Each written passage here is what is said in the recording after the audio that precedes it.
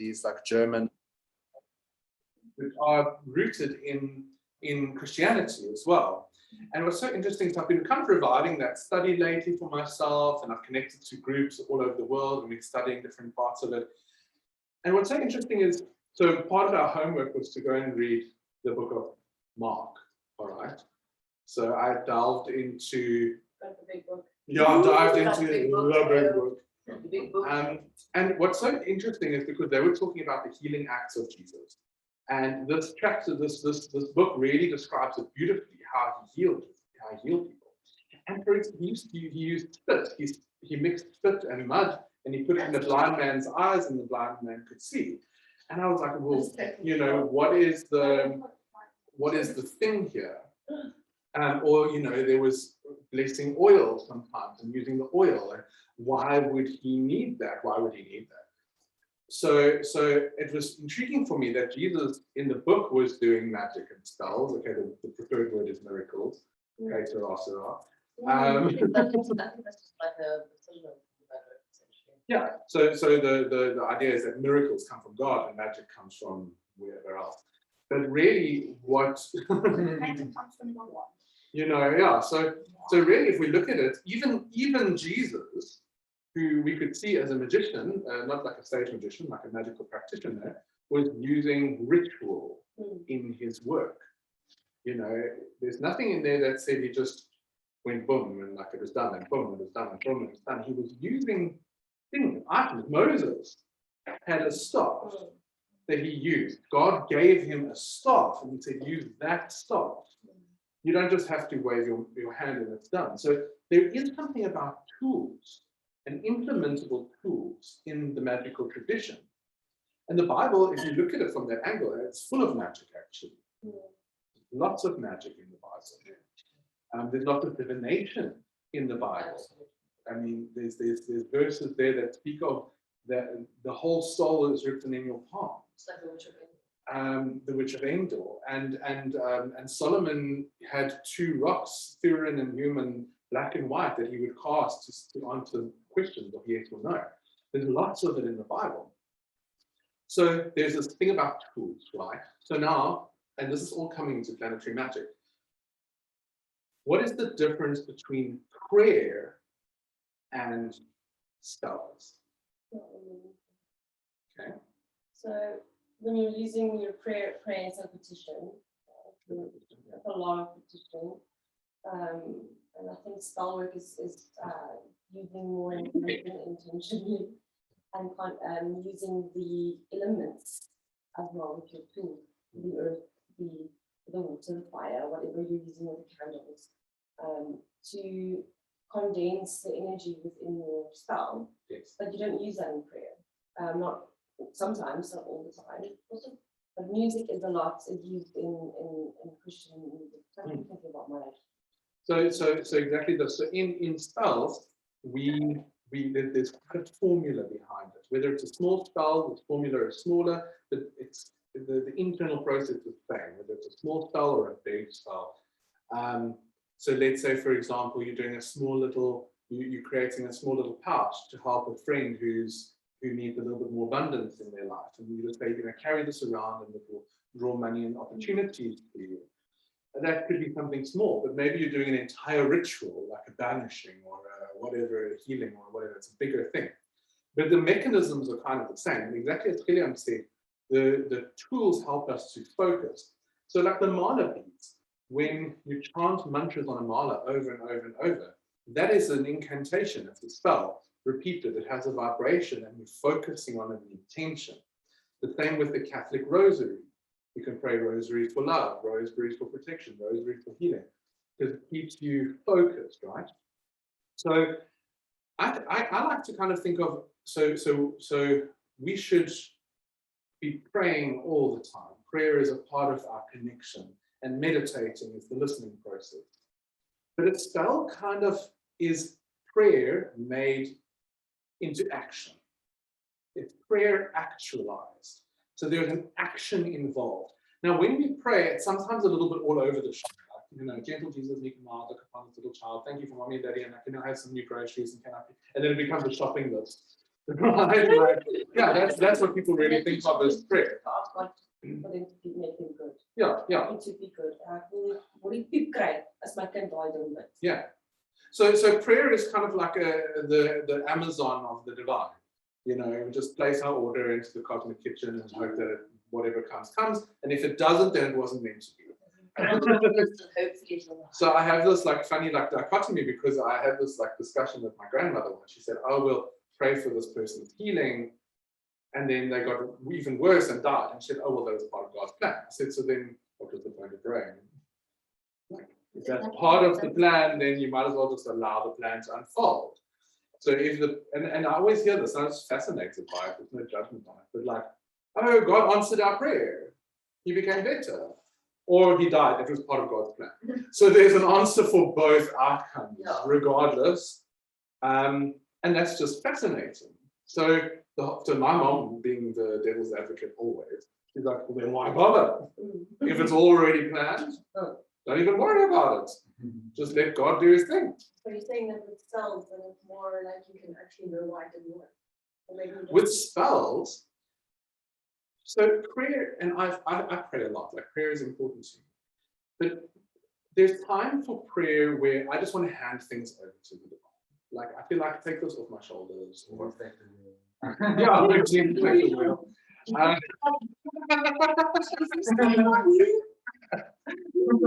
That's my prayer when he's driving.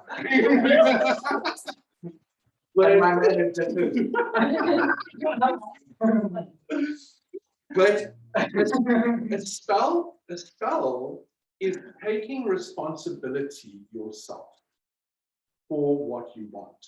So yes, you're asking for the power to come from the divine, but your mind channels the outcome, and you are actually putting into the universe a thought. You are doing that. And you have to take responsibility for how that manifests. Yeah. So when you do a spell, you can become really good at spells and they can work 99% of the time, because all you're doing is you're drawing power through you from the universe, from source, but you are deciding how that is directed. And that's quite scary, and this is why people were burned for it, because that puts you in a position of power that other people don't have, right? So a spell is kind of a middle place. It's prayer, and it's prayer made actionable, but it's also you saying, I will this to happen. So for example, let's use a practical example. A person wants to start a strong fitness routine. Sitting and praying about it all day, it's not going to do it. You can pray for the strength and the courage and the determination. You can pray for the ability to stick to it, but who's got to do it? You've got to do it. So this is like this is a spell in like the most practical way. So the person goes and they put pictures of the ideal body that they want on their fridge, and they go shopping for specific food, and they start a ritualized preparation around it. I have lemon water in the morning, and I go and I repeat my exercise routine every day. And there's a ritual, and if there's focus and if there's will behind it, and they can visualize their outcome and have a burning desire. That's the thing. You've got to have a burning desire for it. If you don't have those ingredients, it's never going to work. That's why this meditation is so nice to me, because it takes you through to burning your insecurity about or about the intention that you have. Yes. So it helps your mind kind of get to that space. So exactly. And when you're praying, you're actually praying to someone. And when you're doing a spell, you can, well, you can actually pray to someone. And when you're doing a spell, it's like you can be doing a spell to yourself or to your bedroom, your house. Yes. Exactly. So let's take that person, let's take our example of this fitness person, okay? They want to go from A to B on their fitness goals. And person A decides they're going to pray their way through it. and person B is an atheist, but they both do the exact same actions, they have the same will, the same intention, they will both succeed. The one who's praying might feel more fortified, perhaps, is that what works for them? But the complete atheist, if they have the ritual and the intention and the focus and the burning passion, they are still working magic. So we must not think of magic as a supernatural thing. Okay, that's the thing. Magic is completely natural. It is what keeps nature and our universe alive.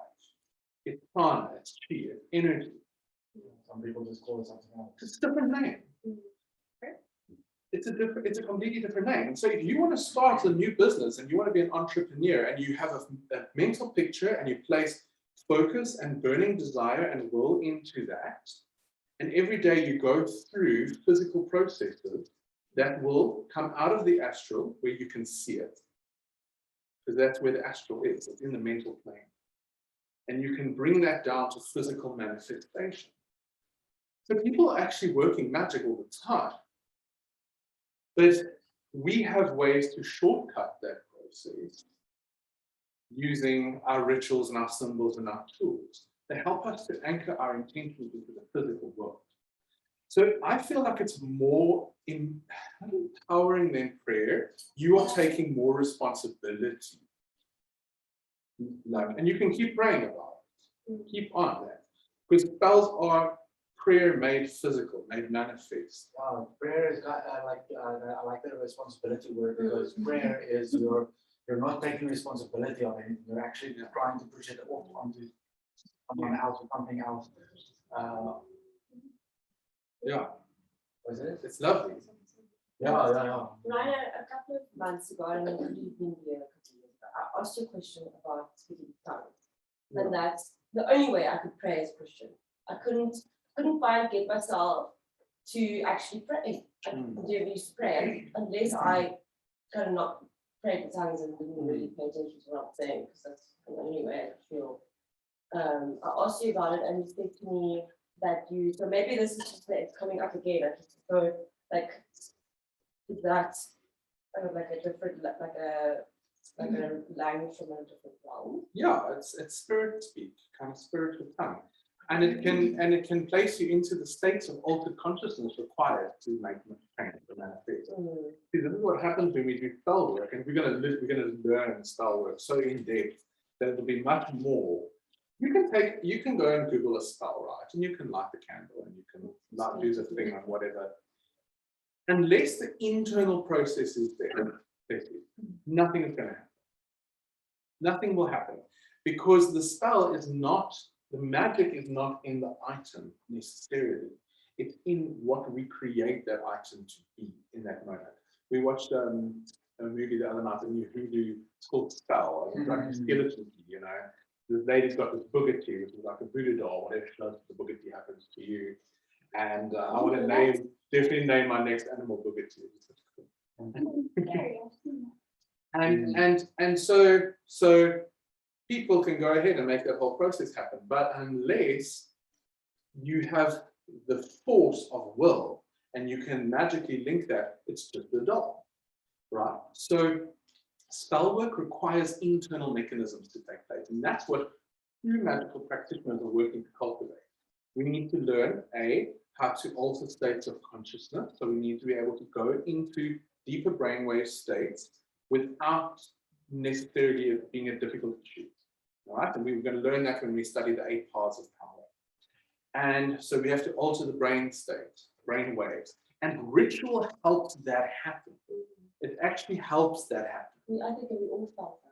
Yes, we go into a different consciousness. You could be on mushrooms or something. You altered consciousness. But then later, the key is to actually learn how to hold that.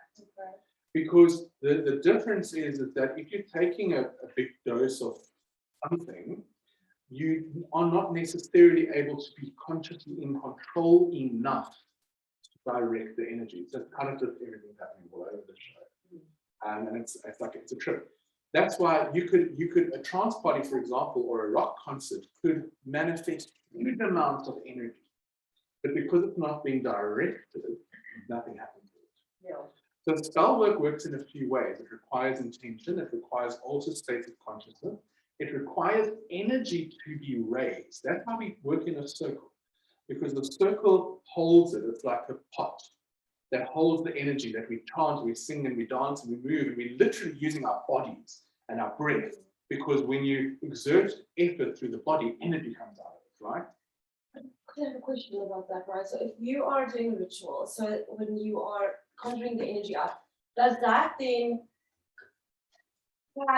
does the energy of the previous rituals done years ago kind of amplify the energy that you are doing right now to in that same ritual using the same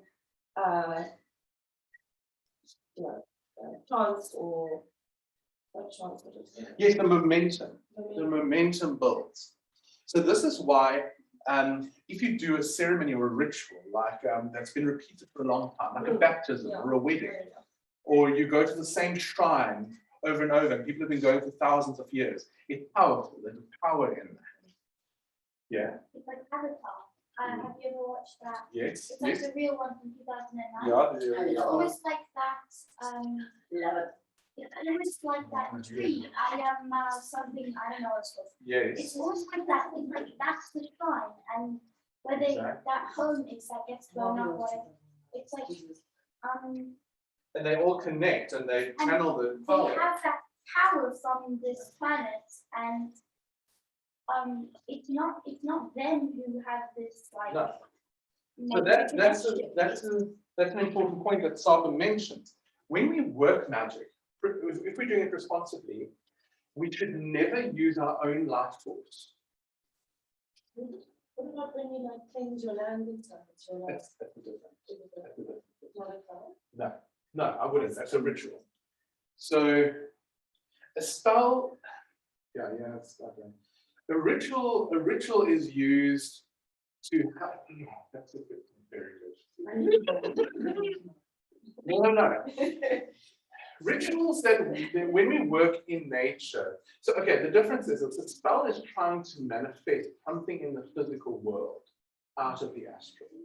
But rituals are used to re-establish energy balance.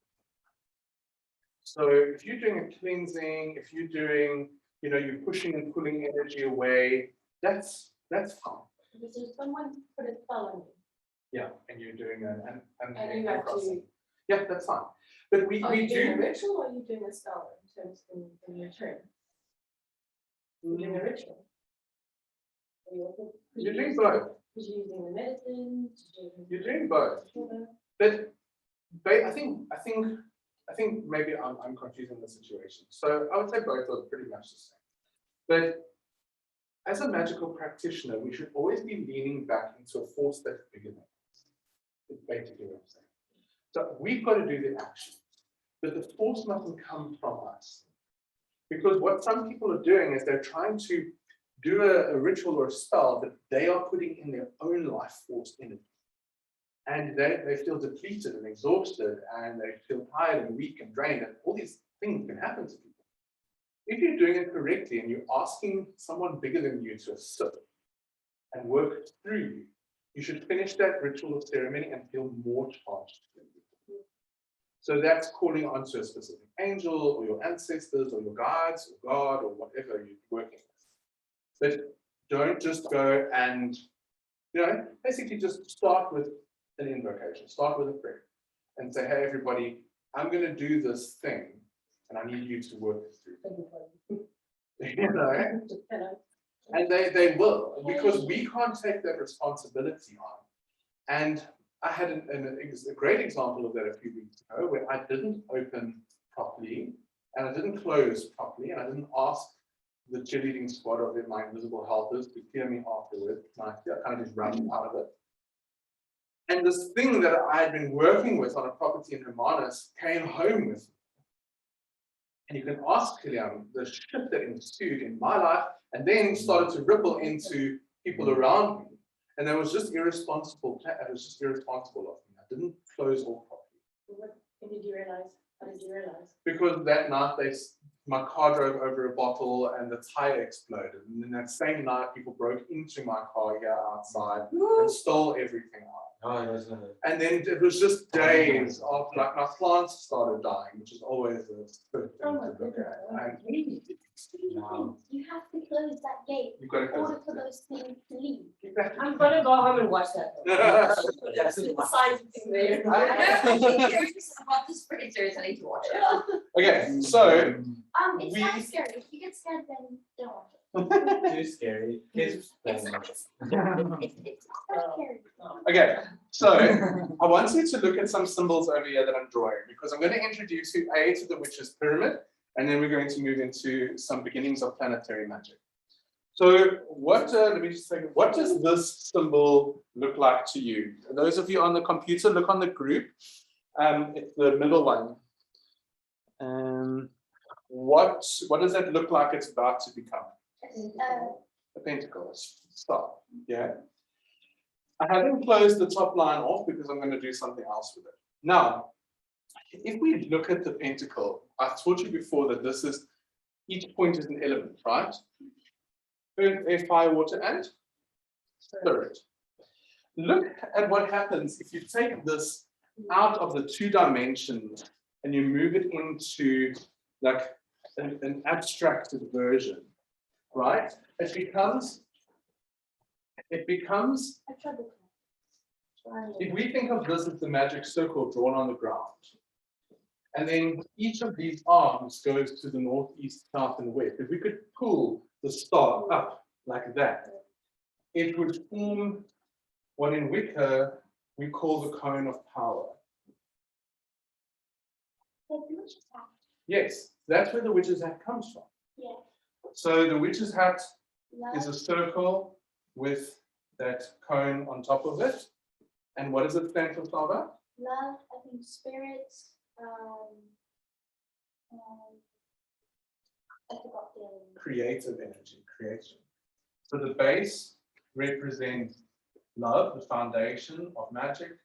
The middle is creative energy, and the top point is spirit.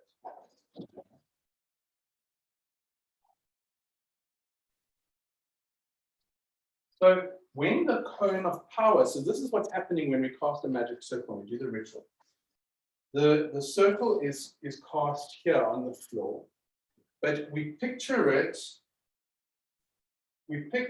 above us and below us. So it's actually a bubble.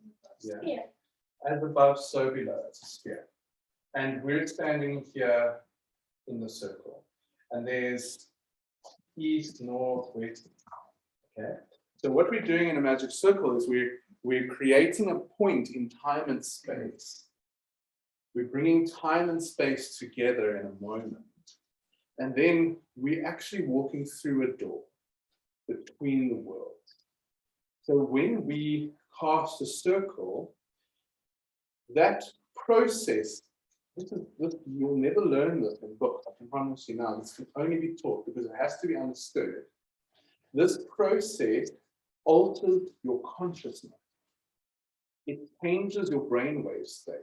You move from a waking beta state to an alpha or deeper, because this is all trance. This is what every shamanic ceremony in the world does.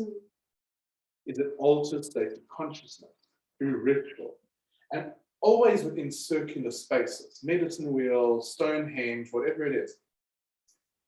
The moment your consciousness starts to shift, you're moving between the worlds. So we call it the twilight. It's being between the realms. And we can take ourselves there through plant medicines and whatever. However, you can go through drumming, through mantra, through chanting, through yoga. We can alter our brain states. We do it all the time with these practices. But when we do it with intention in a closed off field environment, it's contained. And then we build raw energy within that. And then we imbue it with our intention. We impregnate it with our intention. And then we send it all to the astral. So it's a formula. There's a formula behind it. So you're using source energy to you're directing Because source you're not using energy. your own You're directing energy, right? source energy. So this is why when we cast the circle, we call in the 4 elements of the universe. They have to be present for any manifestation to happen.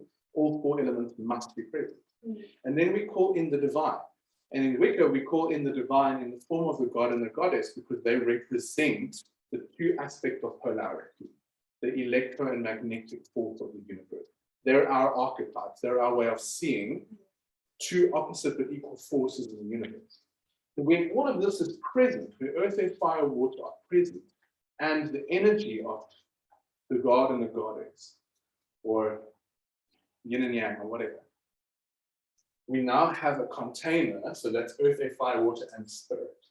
We now have everything that's required for manifestation. Then we build energy within the circle through drumming, through chanting, through dancing, through meditation, whatever it is. I'll teach you the 8 paths of power later. It can be plant medicines, it can be sex, it can be different things.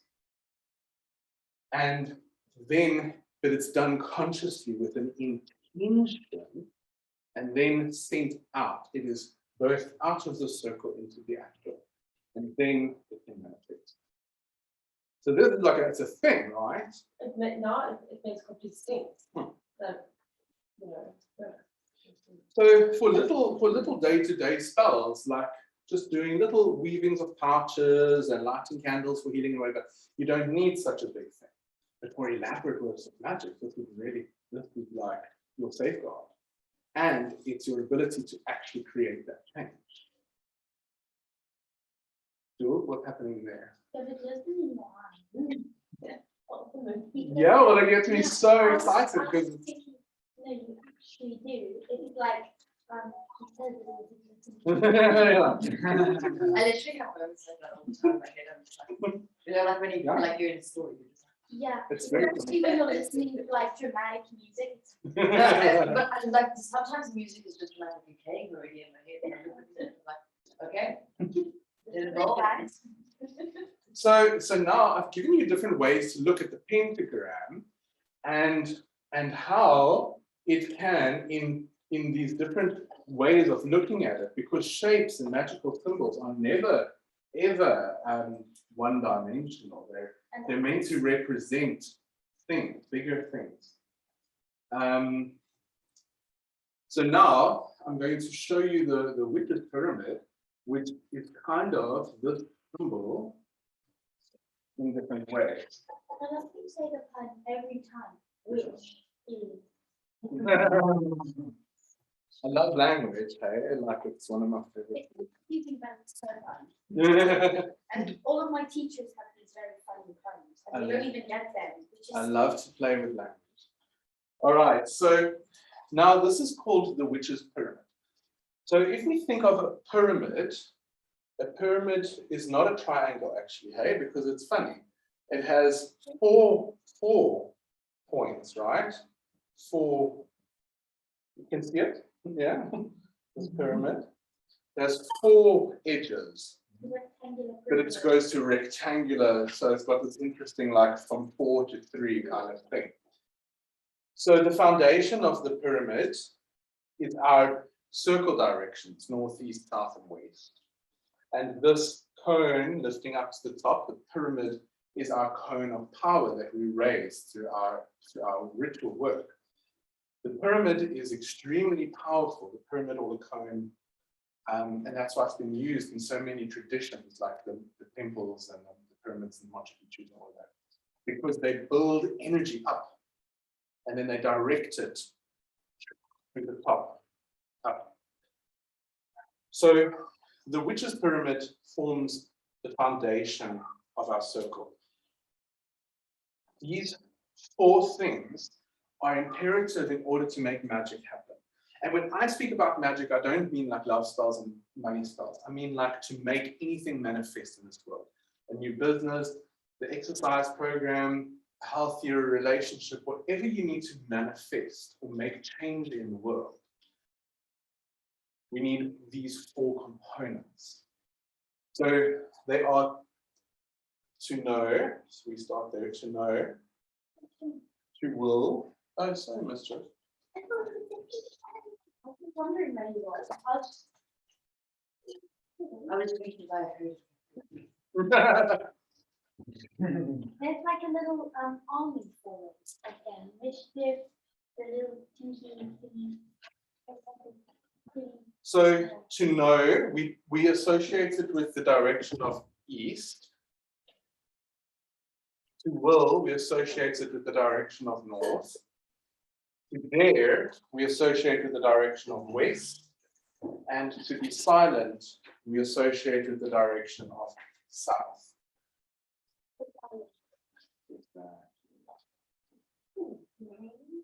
So who can remember the elemental association of east? Hold on. Come on, you should know. Air. Yes. Good. So under air, we put to know because it has to do with knowledge. Air is the mind. Yes? Yes? Absolutely. Okay, air is the mind. I believe you. You're an air sign. Aquarius, so it has to do with You're air. Aquarius? I'm also. So it's people who are sharp and think and fast and intellectual, yeah? Then Gemini. to the north, to our realm of, what is our north? North is fire. Yes, fire. We put to will. I'm going to explain them now. To the west, realm of Water. water, W west water. It's all about which facing west. And south, earth. Salt. Salt, yes, earth. Okay, these must be memorized. You must know them. Everywhere you go, whenever you go camping, I want you to stand around your tent and go east, west, north, south. Know it, okay? And then, oh Lord, the drag queen is back. And I want you to know these directions wherever you go. If you go camping, if you go to a cottage, I want you to go and set up an altar immediately, or turn to the east and put some incense there. Go to the north, put some fire there, so that we always must be oriented with the land. We must always be oriented with the energy behind the land. Okay, so if you are at a place where there's a river, but it's in the north, then for that moment, put water there. And look where the sun is, and look where the wind is blowing from. You can change it in that moment if you want to.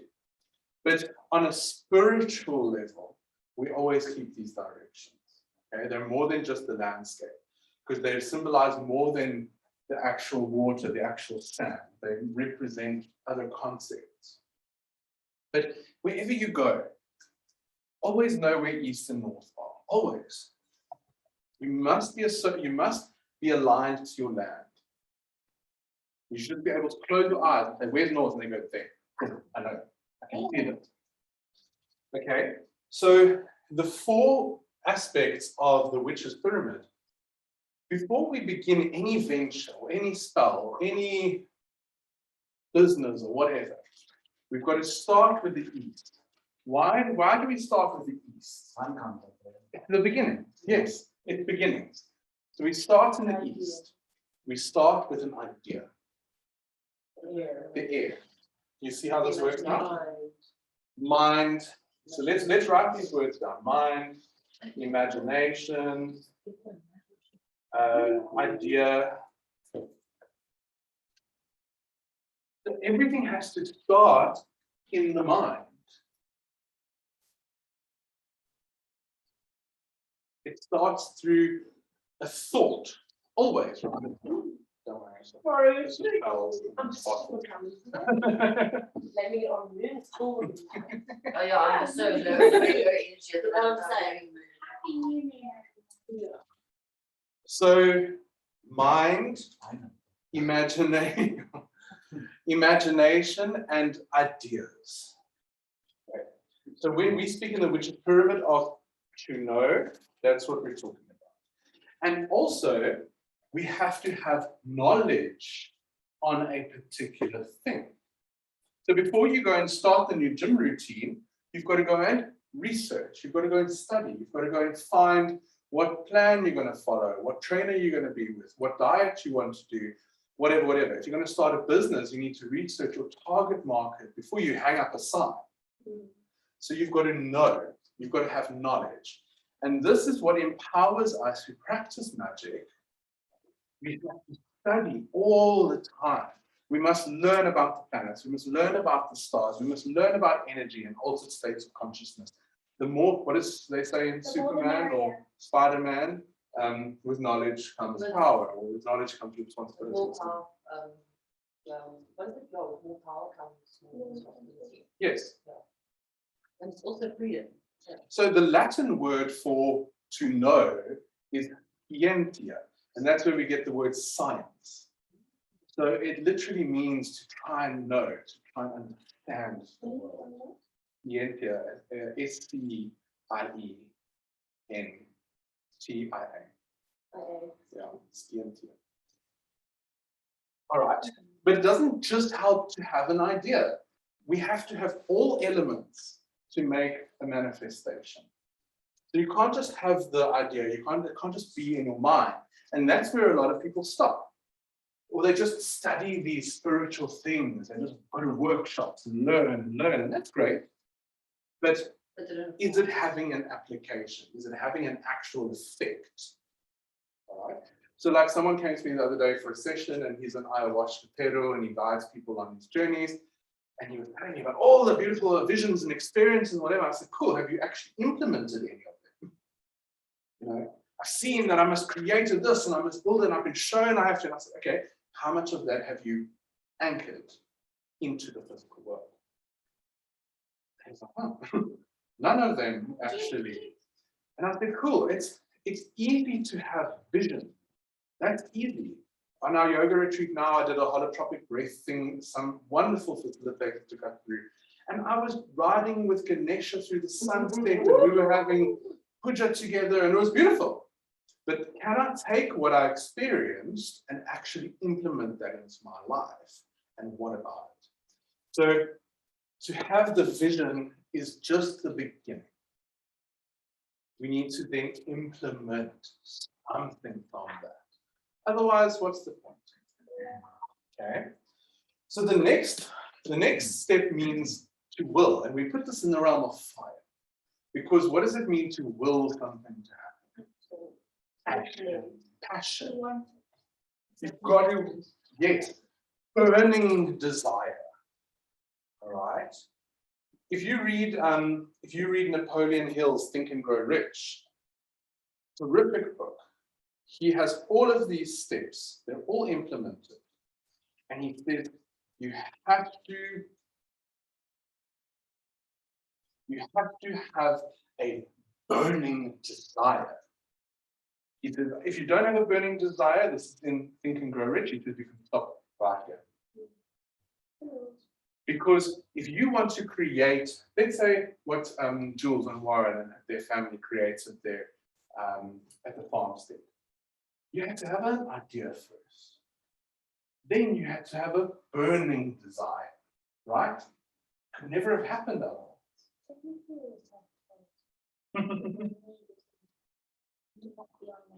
So you just contributed through a desire. There was a desire, there was a need. All right. But having a need is not enough.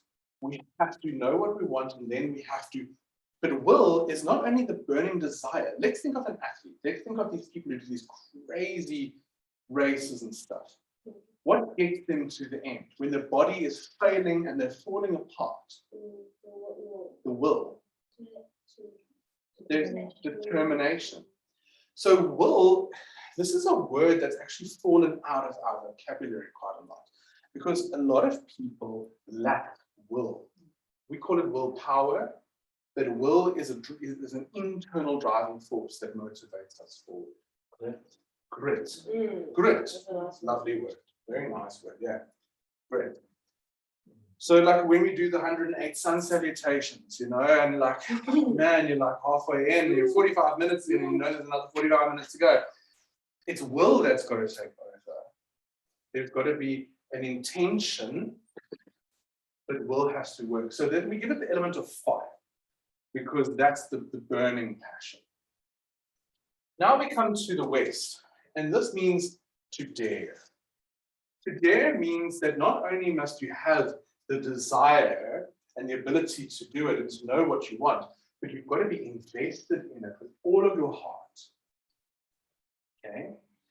This is different to will. You've got to want it and you've got to feel the outcome before it happens.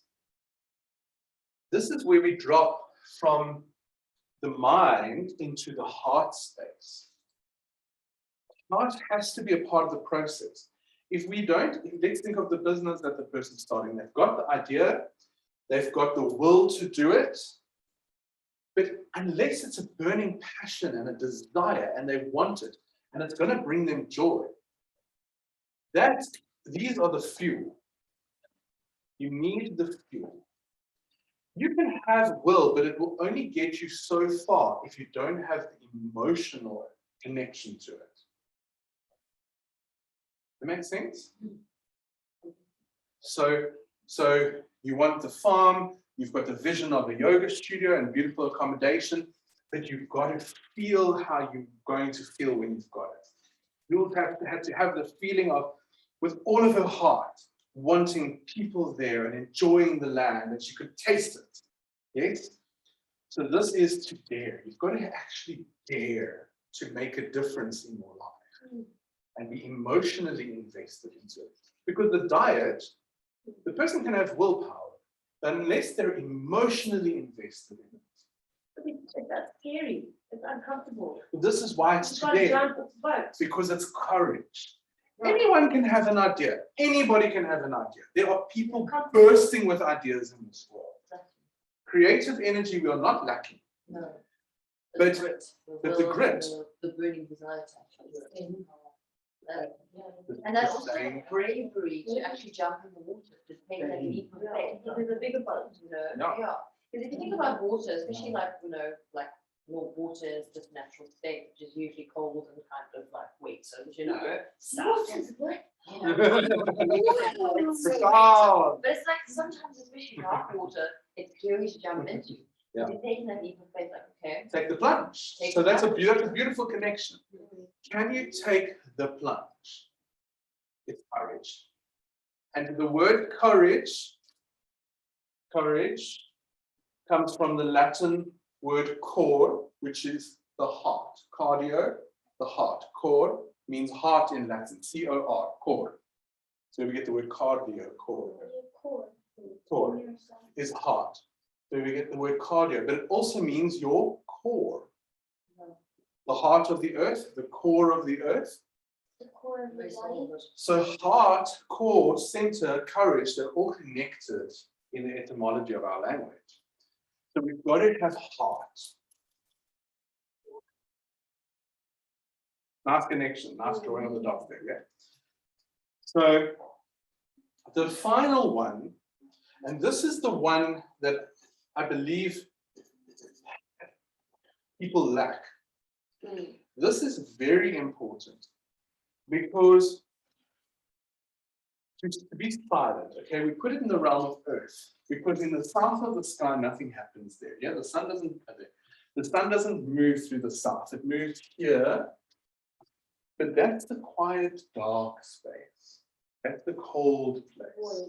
It's the void, it's quiet. We give it that, we put fire and action in the north, and we put the quiet space in the south.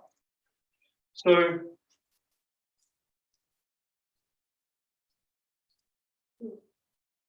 to be silent means, now I'm going to apply this to many contexts. When a person comes to me and they want to stop smoking with hypnotherapy, we go, this is all that's applied, but I tell them to go silently through the process. Don't tell family and friends, unless those family and friends are going to add encouragement and value. What happens when you start a new diet or you start to try and stop smoking? You fight it and you want to tell people. You want to tell They can do it. And then many people go, again, oh, you know, yeah, another one, you know, another And fad then it kind of diet. makes you feel like, But people are comfortable with the version that they know. of Yes. you. So when we start something that requires, it's fragile. It's not born into the world yet, right? So let's say you want to go and you want to start an exciting you want to open up a movie cinema or whatever. You start telling people, they go, in this economy, in this climate, and they start sowing doubt. Sure. And everything here was right. You had the desire, you've got the will, the focus, the burning, you've got the vision. And then so we have a term in Wicca that goes, sorry, give me a second. Power shared is power lost. Don't tell people what you're trying to. Don't tell people. And Napoleon Hill says the same thing in that book. He says, when you're starting, and it's just it's not even born yet, don't tell people. Because all they can do is put doubt in. I feel like. Yeah. So tell people, maybe one or two people who you know are going to add to that energy of encouragement. And if they're not going to, then keep completely quiet. And even if it's like your brother or your sister, maybe they don't even mean to give. No, I don't think people are mean to do it. But they're just, people bring negative energy for whatever reason. So at the beginning, why do you think so many people who are pregnant don't tell people for the first few weeks? Because they don't. Because they're scared. It's a bad vibes. I mean, you never know. Bad vibes, negative energy, or what happens if this fails?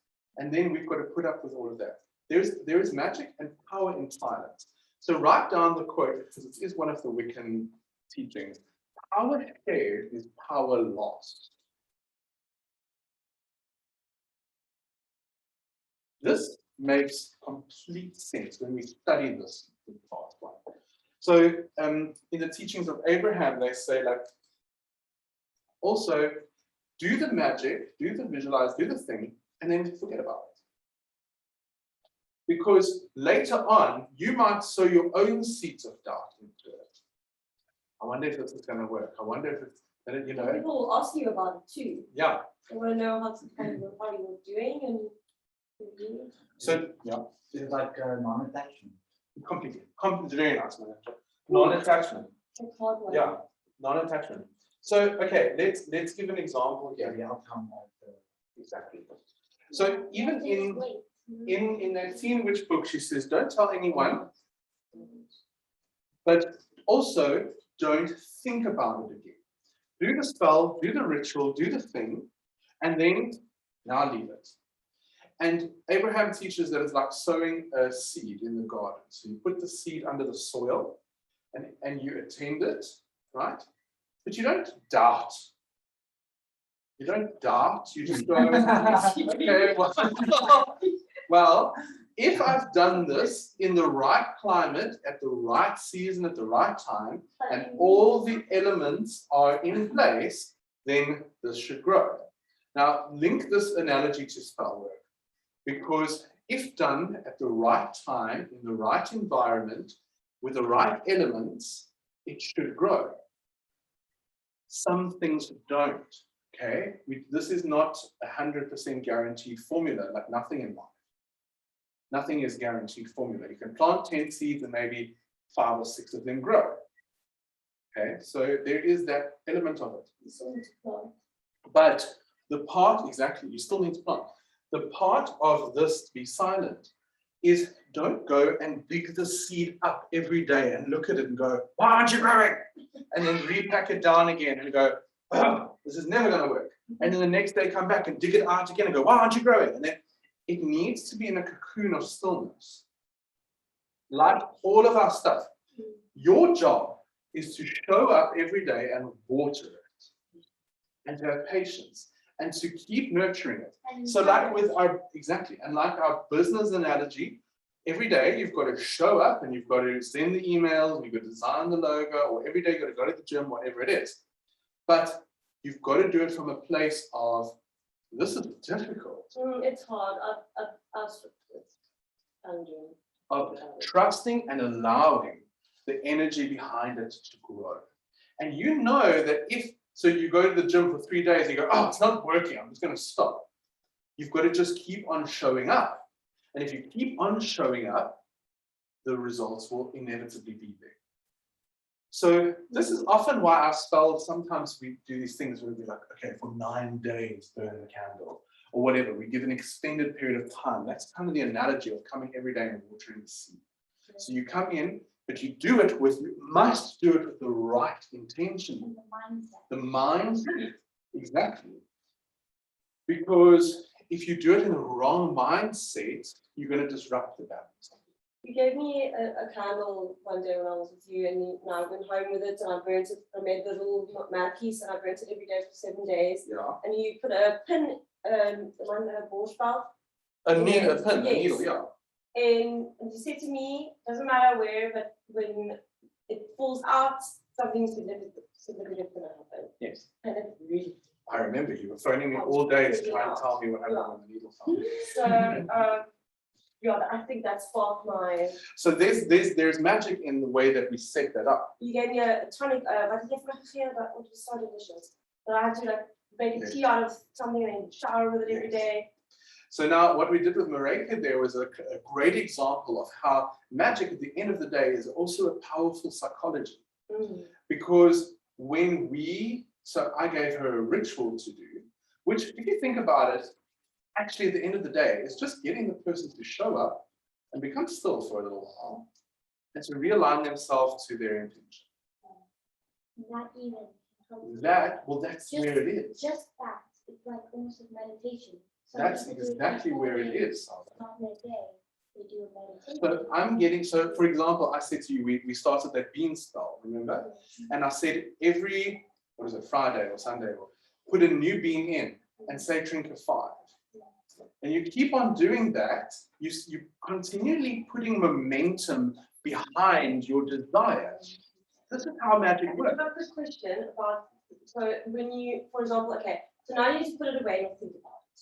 But me lighting a candle for 7 days afterwards, You no, put it's the not candle, the same thing to think you about. go, you show up every day, you water the seed. So in other words, you light the candle, you say your chant, which really all it is you focusing your mindset again.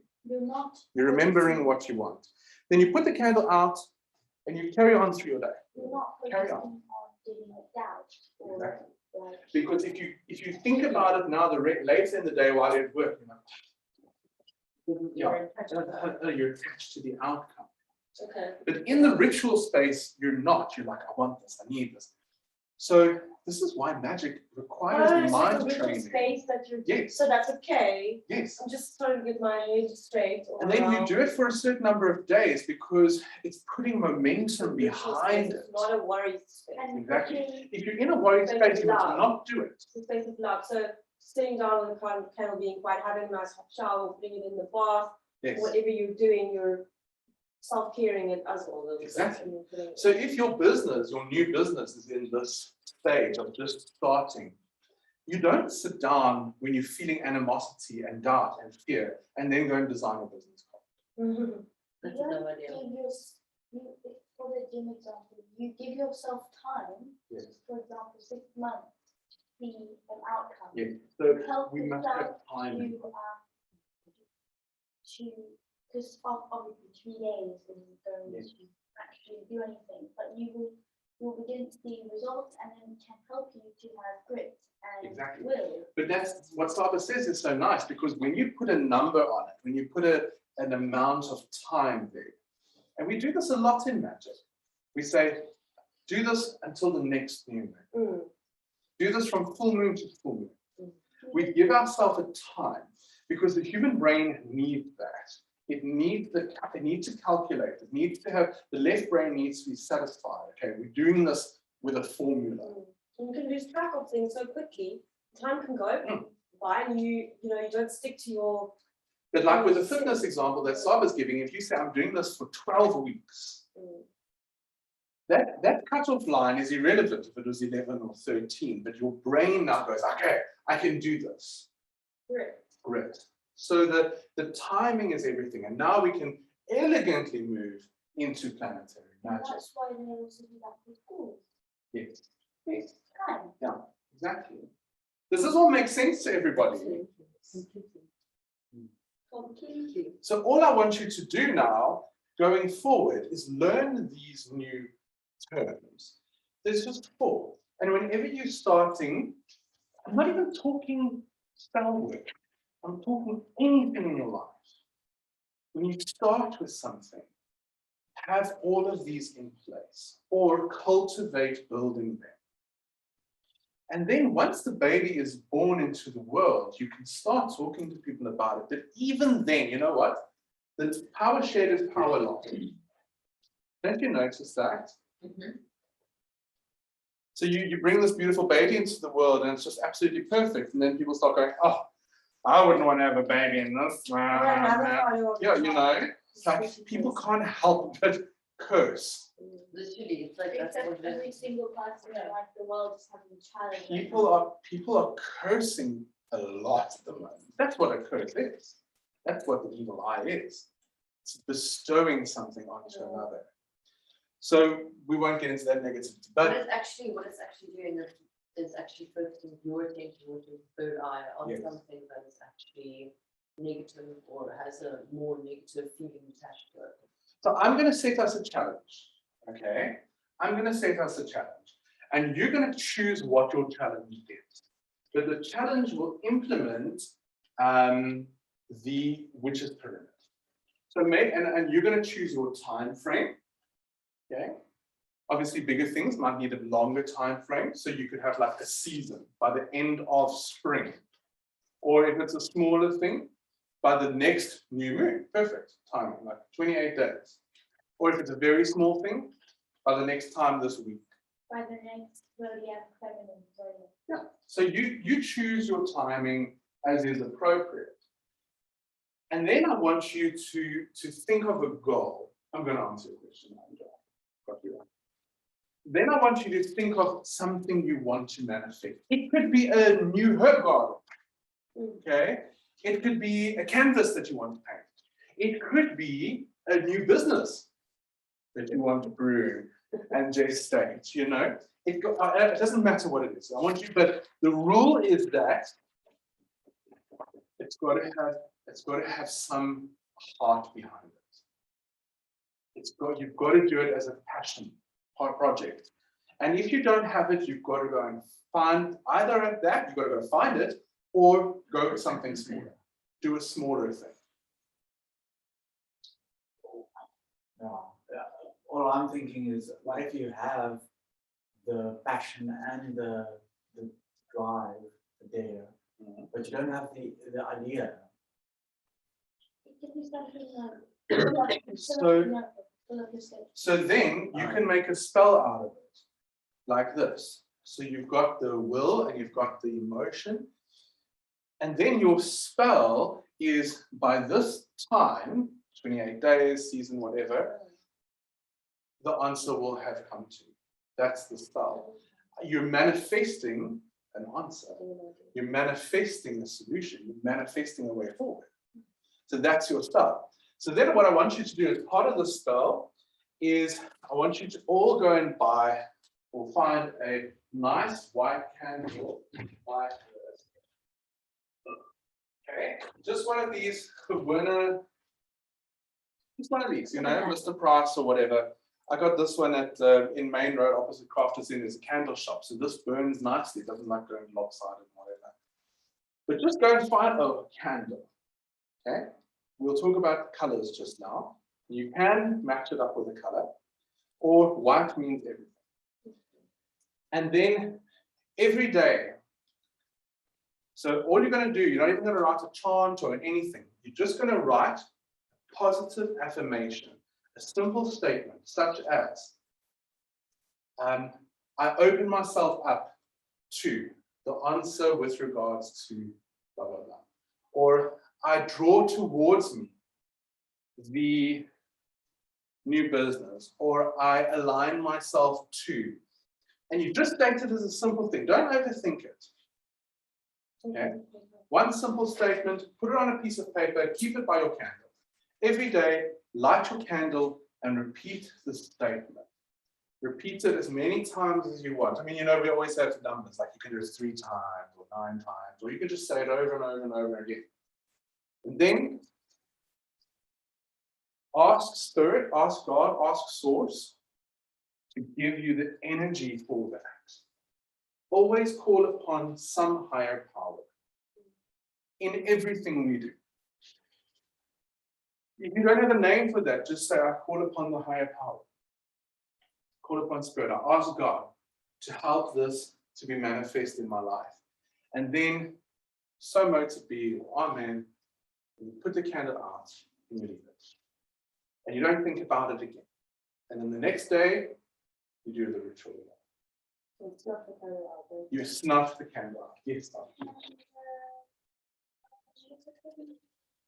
Can the project be on something that you already started? yes, yes, absolutely. Can it be like, I don't really understand, can it be like crafting? Yes, exactly. So if you have, so it might be a small goal, like I want to have a painting made, I want to make a dream catcher, right? Or your blankets. Yeah.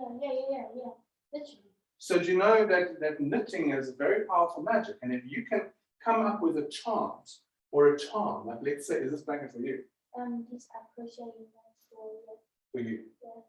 So every square that you knit, that's crochet, every square you crochet, have a new chant. Into the string I weave with love, messages from below and above. Into the weave I sew with love, messages from below and above. Next square, sweet dreams will come to me as I will so. Sweet dreams will come to me. And you start to create a magic blanket for yourself. And every square is a different spell. Hey? That's really cool. Can you imagine that blanket will travel with her whole life with magic in it? So knitting and crocheting are powerful forms of magic because anything we do with our hands manifests our intention. You know, there's that beautiful old movie called How to Make an American Quilt. And oh man, just go and watch it. Really got nice. So, okay, good. So now we can step forward into our planetary magic. How long am I doing the candles? YouTube. Until it happens. Yes. Combine a lot of candles. Go until it happens, Okay. or pick a date, say from like new moon to new moon, and then on the next new moon, you take stock and you go, okay, what do I need now? Does there have to be a date? Okay. So it doesn't have to, just if you want to. Because there's sometimes It doesn't help. It doesn't help. You need, give yourself like till the end of spring. But No, there's no but. You can't but this. my birthday next year. That's not very far. There's no buts allowed in this. You've got to be 1,000% Let's exact. discuss my birthday next year. Make sense? Yeah. But you've got to take actionable steps. If you don't show up and water the goal, what's the point? You can go and light that candle all day, every day if you don't want, but unless you go and get the trainer and sign up at the gym and get the diet going, what's the point? So magic has to complement action.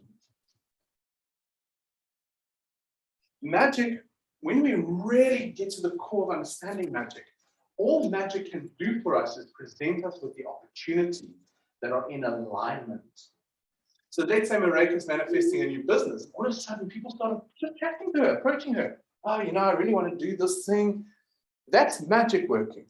But Marika could just shut it down and go, no, or block it off. Or she can embrace it. Whatever comes, then be open to that, because that's a part of your spell. Okay, good. So now we're going to change this pentagram to a new symbol. And oh Lord, I hope I can do it. It's called a heptagram. 8-sided. No, 7. Okay, no, it's much better on a proper picture. We'll just settle with my cookie. Thank you. It looks like one of the not as clever. little stickers, or like a little. I know, literally. Like, I had to practice that a million times. Yes, you guys must go and learn how to. Practicing You it must like a learn how million to times. draw your Practice pentagram. it. Friends taught me how to draw that like a couple of years ago. Now I just draw it all over my notebooks. I said I had to. There's a way to make your shoelaces into that shape. But pop one, probably. I'll send you the picture. 2 days. Okay. So now we're stepping into planetary magic. Today is just the, oh, thank you, you've extended it. Today is just the step into planetary magic. Okay, are you all ready for this? Yeah.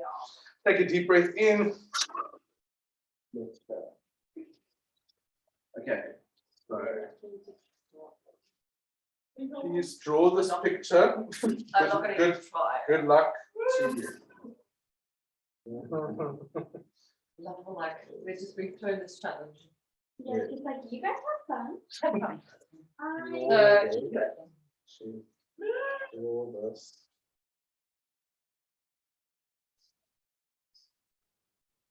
Oh my gosh, all of the planets. There's only one planet. Exactly.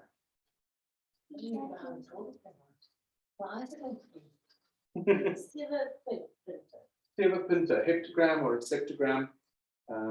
Seven grams. Oh, that's good. Oh, nice. Yeah. Nice heptagram. Nailed it. It's also called the Elven Star. Oh, that's so cool. I'm really not gonna get inside. The Elven Star. This is, so the 5-pointed star was always said to be the symbol of the witches, and this is the symbol of the fairies. Very nice. And we always work together. Okay. Fairies are cheesy though. So are You can get this in beautiful jewelry. I've seen the most beautiful fairy elven stars That is in jewelry. actually. I didn't know, now I know. So now when I see something like that, when you want to start, just give me a starting point. Yeah, please help. Okay, so literally, so the best thing to do is to try and do the pentagram that I had earlier. Okay. Okay, like that. That's how you start. Let me- See?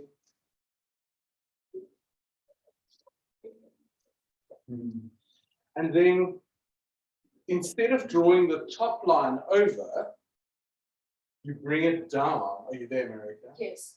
So instead of drawing the top line across, you draw it, you come down again, and then across, and then up. Okay, that was a terrible one, but I don't care what it looks like, it's that shape. that's kind of, I'd say it was- that's kind of the Okay. form. But it looks really bad, but look, I did it. Okay, Okay. if I Okay, was you, I would mine's redo it. Yeah.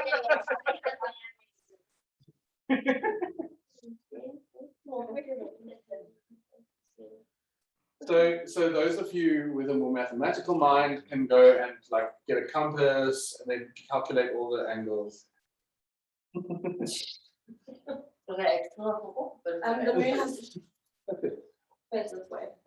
Let me try something. Oh. So, Did someone say mathematical? He leaps off.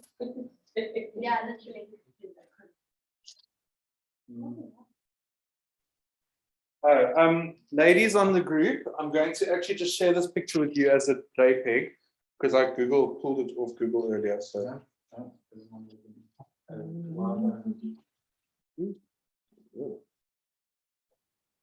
Can I help you? no, please don't. Can I see how to do it?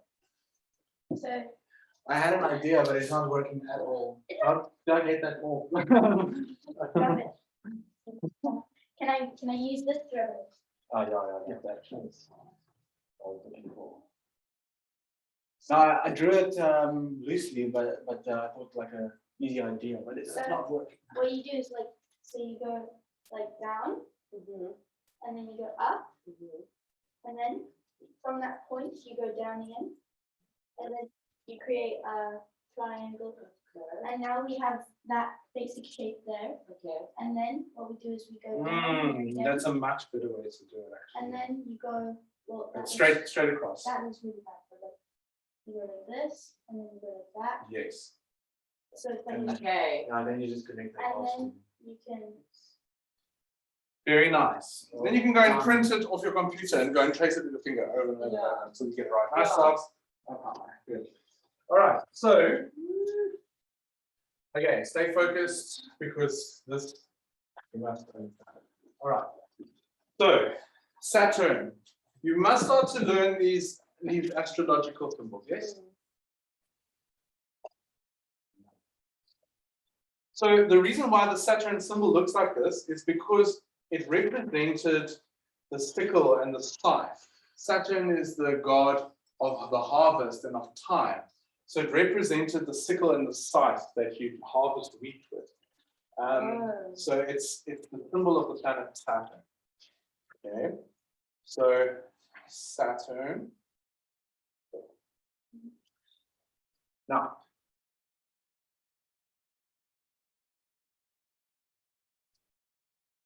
Saturn is the Roman god of the planet Saturn, obviously, but he has many different names. So in Greece, he was called Kronos. Good old Kronos. Well, Kronos, who ate his kids. Yeah. It's also the planet, so it's the planet associated with all the dark gods and goddesses of the underworld. Hecate, Hades, Lilith, definitely Lilith. So anytime, this is gonna travel with you the rest of the journey. Once you understand the power of a planet, you'll understand what gods and what angels fit into that planet because of its energy. So the planet Saturn, this is very important to know, is the slowest planet. So we only work with the traditional 7 heavenly bodies. The sun and the moon are still regarded as the luminaries, the 7 heavenly bodies.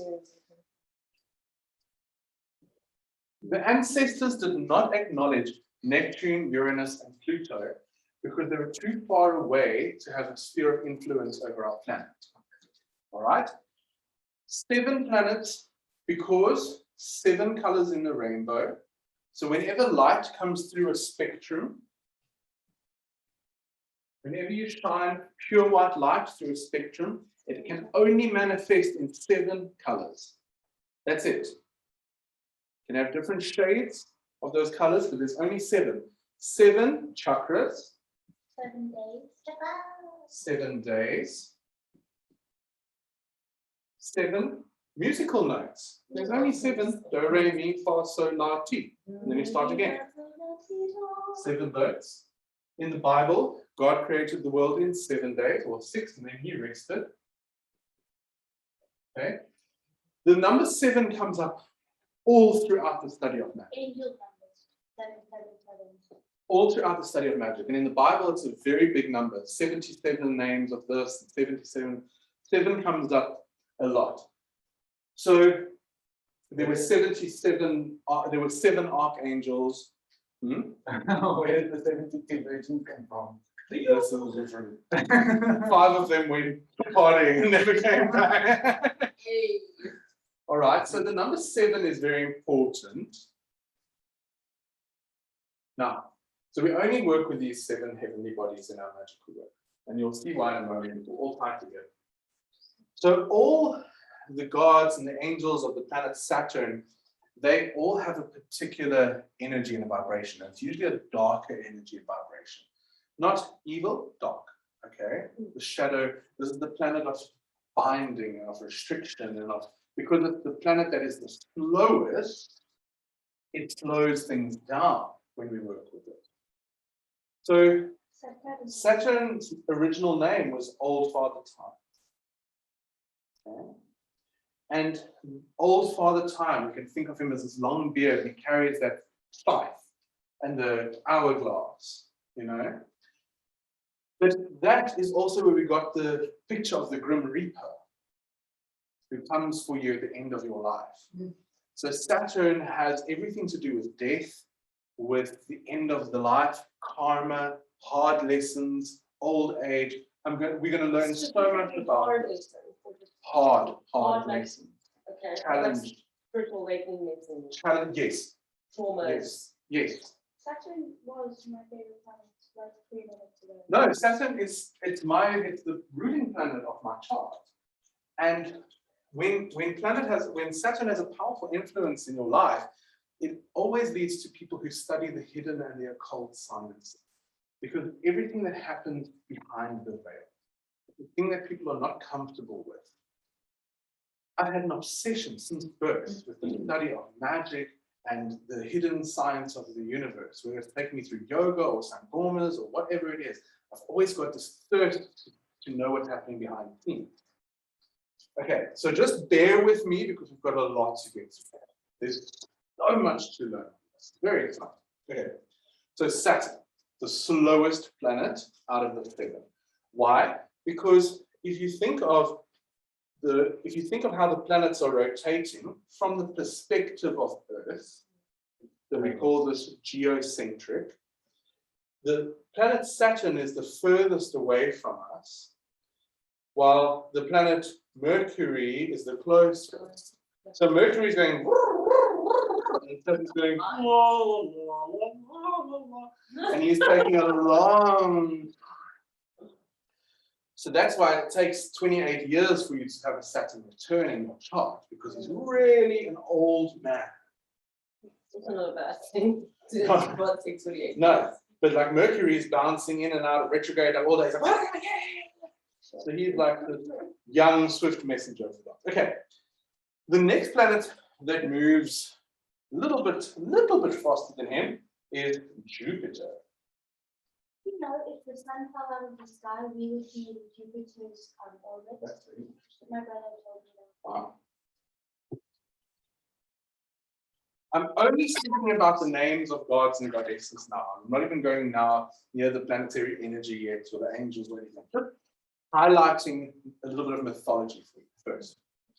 So Jupiter is the Roman name of the king of the gods.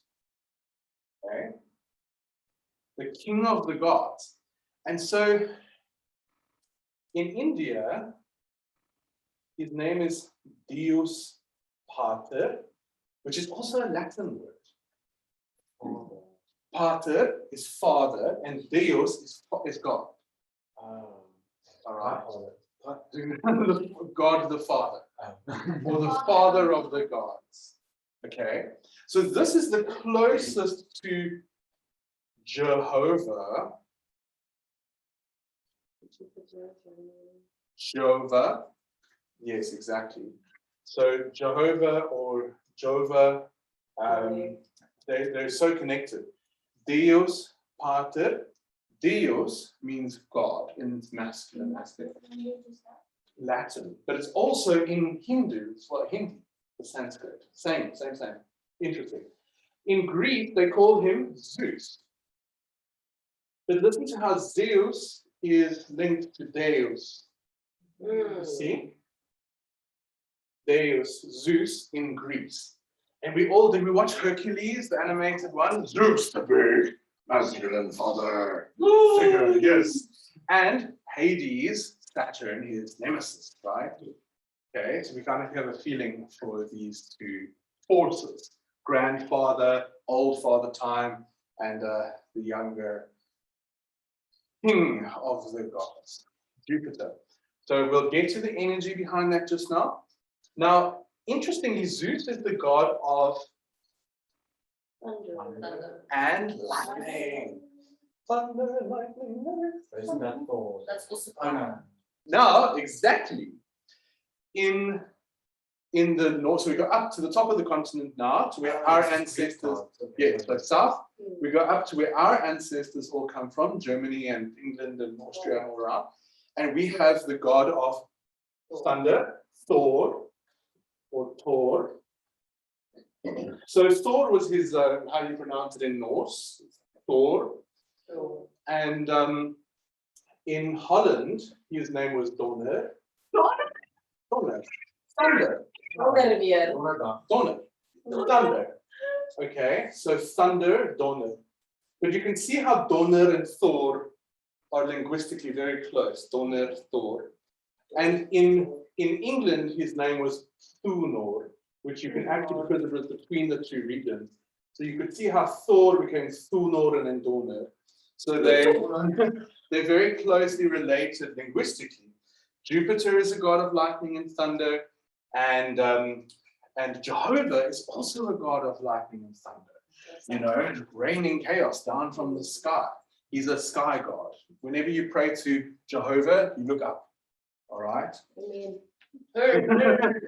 So Deus Pater, Zeus, Thor, Donner, these are just different names for Jupiter, for the planet Jupiter, and its forces in different parts. So they're just essentially invoking Wait, which power. one is that underneath Jehovah? Zeus, Z-E-U-S. No, the Jehovah. What is that Jehovah? Just underneath of that. That's Zeus. you. Yeah. So Jehovah's actual name, Jehovah is the English pronunciation of the Hebrew word Yahweh. I was going to actually ask about that. But the early Christians pronounced it Jehovah from Jehovah or Yahweh. Jehovah is another one because they don't have the J in Hebrew. It's pronounced Yah. And then later anglicized to Jah. Okay, Jesus' name was not Jesus. They didn't have a Jah. Jesus or Yeshua, pronounced with a Yah. Yeshua ben Yosef, Jesus, son of Joseph. Okay, Ben means son of. All right, so we understand the energy here. Good. Now we go to the next, the planet's now becoming a little bit faster, Mars. Mars, the god of war. Okay, war. In Greek, his name is Ares or Ares.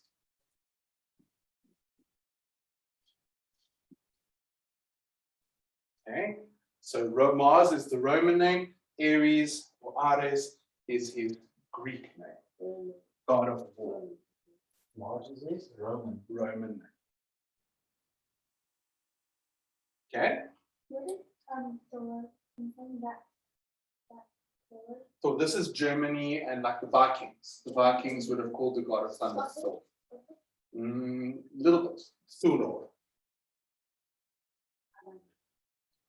Okay, Mars, god of war, Ares, Ares. Now that is from Greece and Rome. But if we travel up to where our ancestors come from, we also have a god of war. And his name is, if you've read anything, his name is Tyr, T-I-W, Tyr, or Tyr.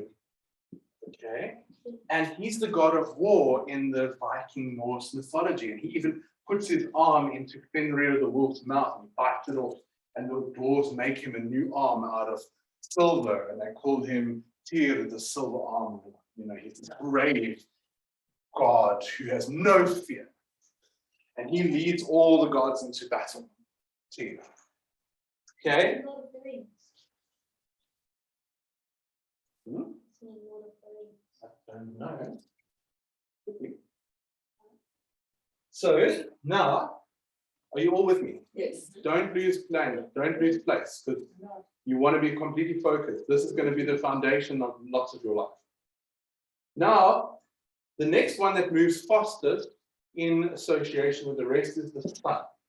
So in Roman, his name is Sol. Sol means from where we get the word solar, right? Sol, and the word solar, the sun.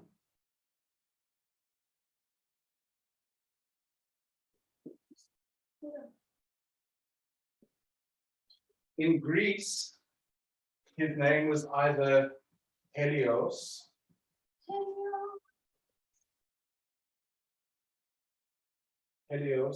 that's where we get the word heliocentric, to be the move around the sun. Okay, his name was also Apollo.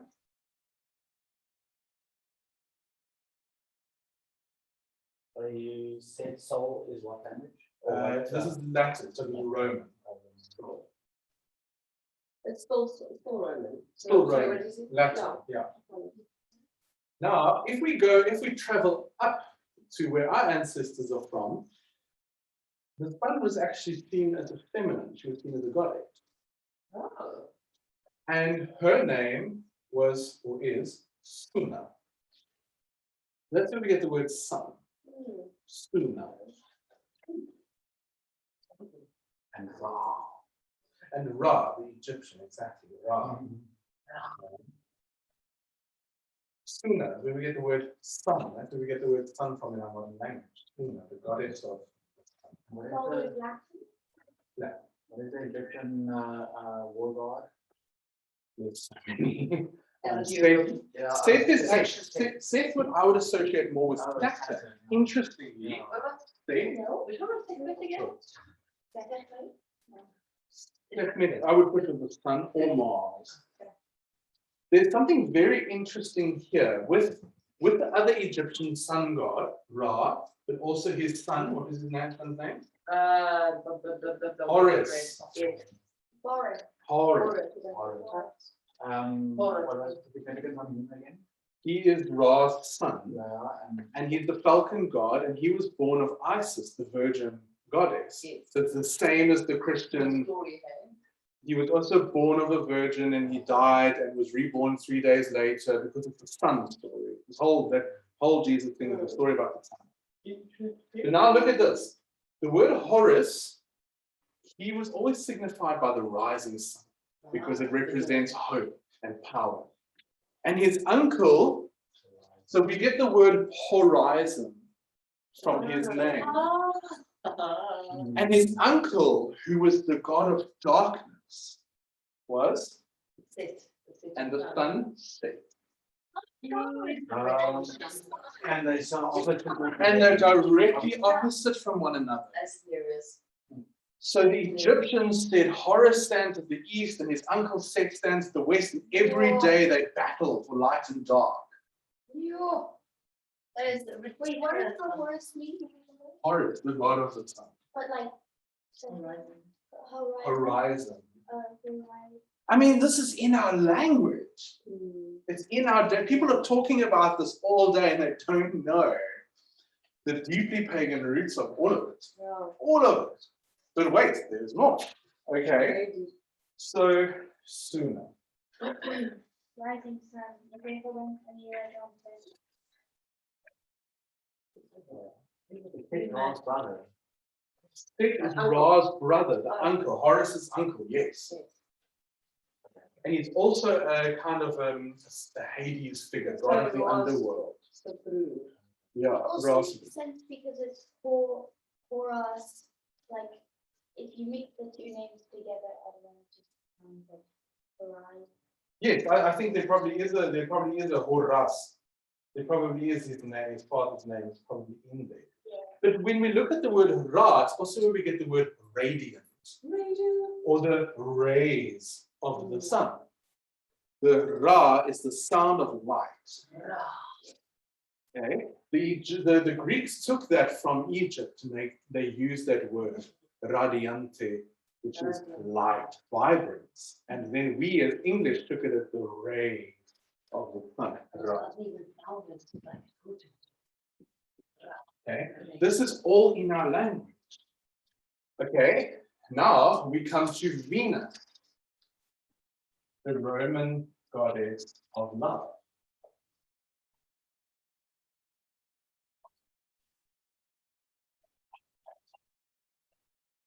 Venus. She's even closer to us. Venus, she's moving faster even according to our perspective. Isn't supposed to be that thingy inside of her face? I always learned to draw that by habit, but no, it doesn't have to be. So this is a symbol of female as well, right? And that's male. The Enough. So you all know that, right? The male and female symbol. So the male being symbolic of Mars, the potent masculine energy, and the female symbol being symbolic of the feminine goddess-based energy. But they're also, Mars and Venus in the history, in the mythology, are also lovers and enemies, like all the They- time. Yeah, it's very Is passionate. it a bit of love? Is it Very okay with passionate. her? It's like French love. In Greece, her name is Aphrodite. Okay, like that's where we get the word aphrodisiac. Yeah, but she was a whole specific kind of creep love. Very interesting. That's where we get the word aphrodisiac, because an aphrodisiac is Aphrodite's potion to make you lust, make you loving. Okay, so that's an aphrodisiac. Now we travel back up north to our ancestors, and what is the Viking or the Greek, the German, the English goddess of love? It's not about Come on. No? Come on. Oh, hold on. Wait. It's what's his name? Odin's wife. Freya. Yes, Freya. Freya, the goddess of love. And she's the goddess of sexy time and sweetness and gold and music and art and magic and witchcraft and all sorts of things. It's not the concentrate. Yes. But it makes sense because Like the open mouth kids. because the Germanic is where English and Afrikaans come from, the Germanic language. So it would make complete sense that Freya would mean to kiss. In the specific Beautiful, way. right? It's Freya. Freya. Okay, good. Two more. Stop cheering me on. Two more. All right, so the Roman name for this planet is Mercury. Mercury. That's why what is the metal Mercury? It's the fastest moving metal. Because Mercury is the messenger of the god. I'm sure you've all seen pictures of Mercury, also known as Hermes. And you remember him in the Hercules animated. Yeah, he had the like cool blue shades on, and he had the wings on his thing, and the wings on his helmet, and he's like, pew, pew, pew, pew, pew, pew. So he moves really fast because he's the messenger of the gods, and he carries messages between the gods at high speed. Oh, yes. In what's that? Percy Jackson. He Yes, Also the god of everywhere. exactly. isn't he also the god of sometimes the future life as well? It is very conniving, very cunning, Very never evil, just naughty. You can think of him as like Puck. Puck is exactly like Loki. Like Loki, yeah. Like Loki. So we can actually probably put that in there. So Loki is definitely a side of him. Hermes is his Greek name. Like the emerald tablets of Hermes Trismegistus. In Greek, his name is Thoth. Okay. It's Robin, like it's Puck or the Puck. Robin would call him a Shakespearean character, but I'm sure they were probably gods. So I am literally reading a whole series of books at the moment in my spare time, which is on all of the astrological weavings in Shakespeare's plays. And there's so much astrology. Romeo and Juliet is Gemini. This one is, and there's Gemini and Aquarius. so much woven into his plays that it's astrological. It's fascinating. And he actually hid it in, he encoded it in with like little words and hints. It's very cool. Oh my god. All right. Now, so these are also gods of wisdom. Okay, Hermes is the god of wisdom, a god of healing, Mercury. And so the primary god associated with this in our ancestral myth is Odin, Oh, okay. whose name is also pronounced Woden. Woden. It's actually it's Wodan, like a more of a Germanic sound. Wodan. Or Wodan, okay? So like that. So the language changes regionally. But Odin, Wodan, he's the god of he travels throughout the world. He's always changing shape and form, and he's the wisest of the gods. That's why the king of the world. So put him, and he also has interestingly two ravens that sit on his shoulders, like what Hermes has with those wings. He has two birds, two ravens, Hugin and Munin, whose names mean thought and memory. Almost like humans. Someone can explain it. I don't remember. Thought and memory. And these two ravens, they fly throughout the world every day and bring Odin back news of what's happening in the world. And if anyone wants a cool book to read by Neil Gaiman, It's this one. It's perfect for your area. Really good. What is that? What's that? It's on all the Norse myths about Odin and Thor and what's it called? Called Norse mythology. Yeah. Yes. And there's a free audio of it on YouTube where Neil Gaiman actually reads it. Also, But the Can book I read really it out? holds you. It's really good. It's like a lot of short stories. Okay. of the- luckily, yes. Yeah. Just go and look up Neil Gaiman and Norse myths on YouTube, and he reads it out, and he's got such a beautiful way. I love his way of reading. Like the alchemist as well. Very cool. Will you just post the cover or just the name again on the group later? I can do it for you. Thanks, Shanti. What is the significance of a raven? Or a It's cry? a bird of, it's an otherworld bird, the They bird will of magic, and we use crows. I've seen them. It's been a couple of weeks now that I've been seeing a lot of them. They bring messages from the gods, and you've got to be a little bit witchy to like them, because most people associate them with death. Oh, I Um, need to stop with my tattoo. Yes, please do. It's funny, I've got Morrigan. They're called a Wow, the murder. Morrigan. A The murder of the collective noun is called a murder. Um, And they also murder. I love our No, okay, that's terrible. I love crow. I always loved presents on the cloud. Yeah. For silly reason. I love it because The murder of crows, but they're not a saint for a crime. Ravens. Ravens is something else. Not a murder, but maybe a kill or something. Okay, moving along. Moving along. anyway, what was I? Okay, the very last of these is La Luna. Luna is her name in the Roman. Obviously, we know that the word Luna means moon. Yes. Lunatic, one who is under the influence of the moon. Diana. Donna, yes, you're right. Yeah. Bella Donna, beautiful woman, beautiful moon. So interestingly, yes. So interestingly, what Sava's saying is that her name is also Diana, the goddess of the moon, Diana, the goddess of the moon, the hunt, who is the sister of Apollo. Okay, sun and moon are brother and sister, but they were also lovers, a little bit crazy.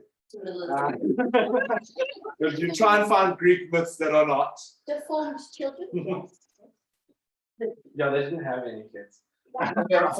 We know why. But what Sava's saying is correct, because Diana's, the other name is Donna, Donna, which means woman in Italian. And we have words like Bella Donna, beautiful woman. The Madonna, the Jesus' mother, Madonna, the mother lady. So they call her the Madonna. All right. So, all right. So the goddess of the moon, the goddess of the hunt, Luna, Diana. And in her Greek name, it is Selena. Selene or Selena. We have a crystal named selenite, which is the name for the moon, the wand. Looks like the rays of the moon. So then we go up to our ancestors, and the moon was seen as a man. Interestingly, the only myth in the whole world where the sun is feminine and the moon is masculine. And his name is Mani, the man in the moon. Okay. Wait, in what? In In what? Religion? The Vikings, our ancestors. So his name is Mani in all of the north of Europe. In Germany, Austria, England, Northern Europe. So these are Southern Europe. You can always remember, Southern Europe is Roman and Greek. Everything else, Northern Europe, is our ancestors. So Mani or Mani. Okay, so that's where we get the word Ma, moon.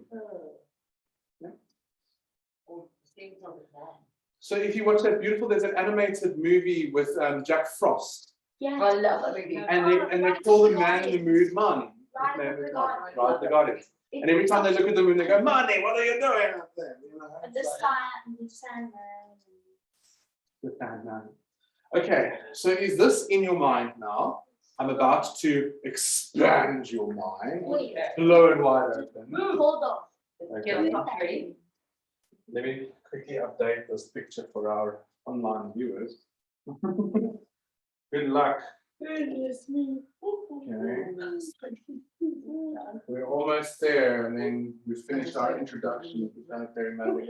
We didn't even get a third of a 1% into it, but we've laid some good foundations. I'm getting it. I'm so ready for this. All right, so here we go. So let's just have one spin around the heptagram. So remember that the planet Saturn is the slowest. And then if we go in this direction, the planets pick up speed according to our perspective of them on the Earth. Obviously the moon moving the fastest, and the planet Saturn from our perspective moving the slowest. So this means from slowest to quickest. Okay. Now, we have 7 days in the week. Correct? Where is my purple marker? Down, as All right, so who's the quickest on the draw with their cell phone? Marika? I gave me a start on you. Okay, Saba, Google for us. We're going to do this again because I think we did once before. Oh, wait, you're Google, and Gili, will you do another one for me? So Google the Italian names of the day of the week. Okay. And you do the French names of the day of the Okay, week. but before I lose this, it's on kindness of the. Oh, thank you. Very important. Good, thank you. The French, what French? French days of the week, their names. Oh no, sorry. Please, Lundi, Mar. Wait. Okay. It's not that we gotta do this in a way.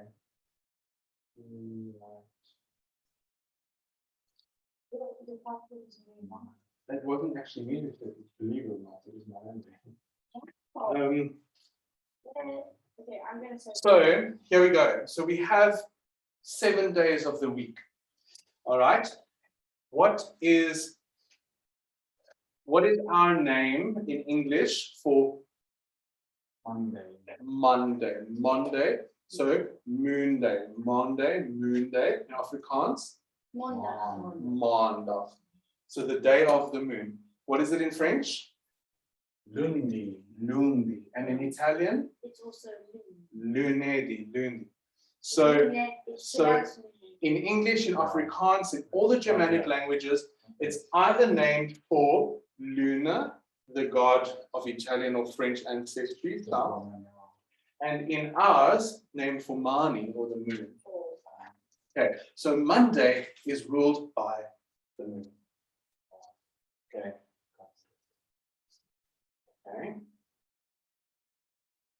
So let's just write here Monday.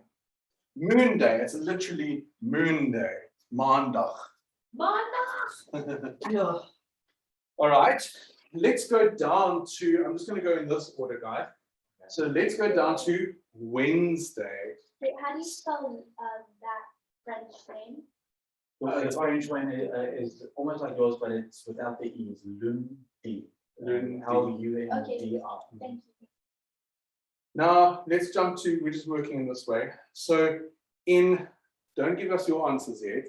In English, we call, what is this day? Wednesday. Woensdag. Woensdag. Woensday. Woensdag. Okay, so it's ruled by Woden. It's in our language. But what is it in French? Mercredi. And in Italian? Mook.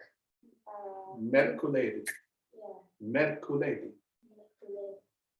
Our ancestors, Mercury. yes, our ancestors linked that they knew what planet ruled what day and what god ruled what planet ruled what day. And even in completely different parts. And can I tell you right now, if you go and you do the Sanskrit, exactly the same. Exactly the same. If you go and Google the Sanskrit words, they're named after the days of the week, of the planets as well. Same days of the week, same planet on the other side of Asia. Okay. What is Tuesday linked to?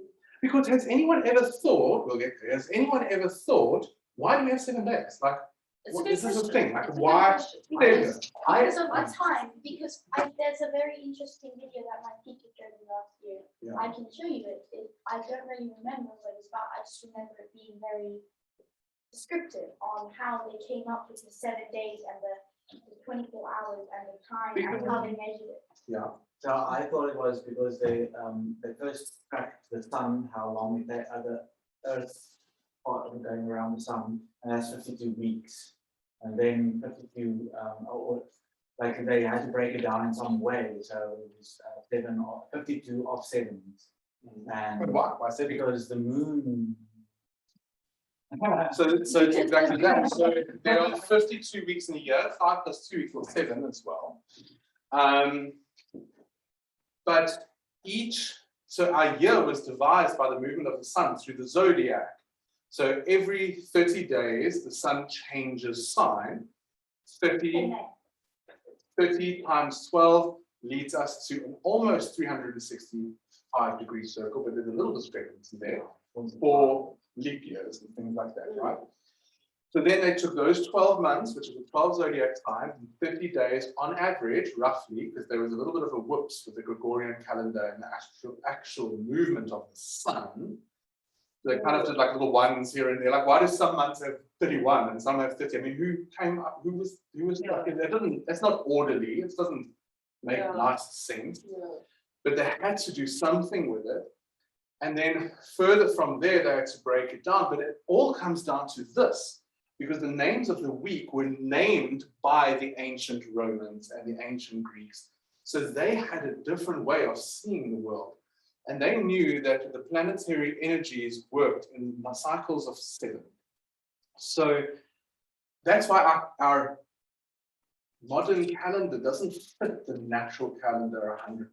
It's kind of forced into, and that's why daylight savings time, all these things have kind of kicked in there to make it make sense. Why every couple of years you just add another day to February and take one off? I mean, it's not. That doesn't make any sense. It doesn't make sense, you know, if we think about it. So they try to force something into the movement of the sun. Okay, but we get to that one day. So is everyone happy with Moon Day and Woden's Day or Mercury Day? I always Wait, thought can we do them in the order of No, the... we can't. Not really well. So we have to write them down like that? Yeah. I always thought Wednesday in English is for wedding day. No.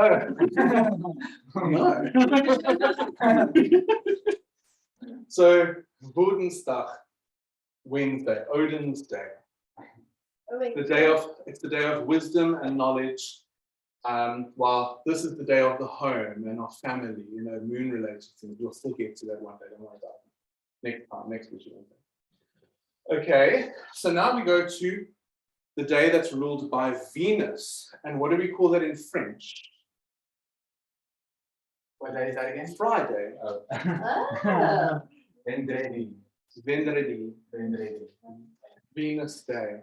And Saba, in the Italian, what is Friday? It doesn't say here, it just went to one day to Thursday. Okay, it's Hold on.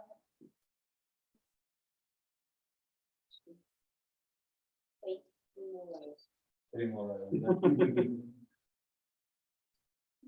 so in the French, it is, how do you pronounce it?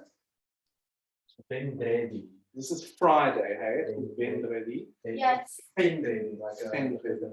V. Yeah, then Venerdì in Italian. Venus Day. They call it that. But we call it a different name. What do we call it? Freda. Oh, Friday, the day of the goddess of love. Vrijdag. It's crazy. It's amazing. It's This amazing. excites me all the time. what is the French word for Wednesday? It's Mercredi. So Vrijdag, the day of love.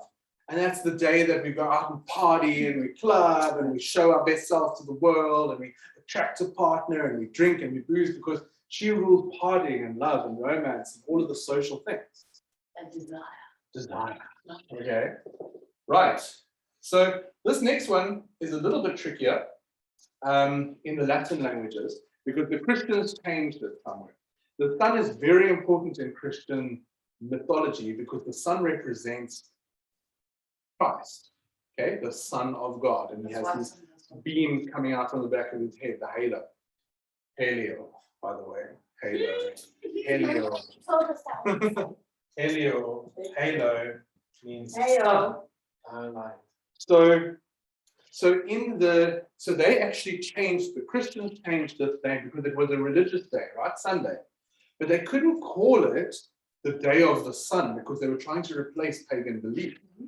So they called it the day of God, the divine. So what is it in Italian, Sunday?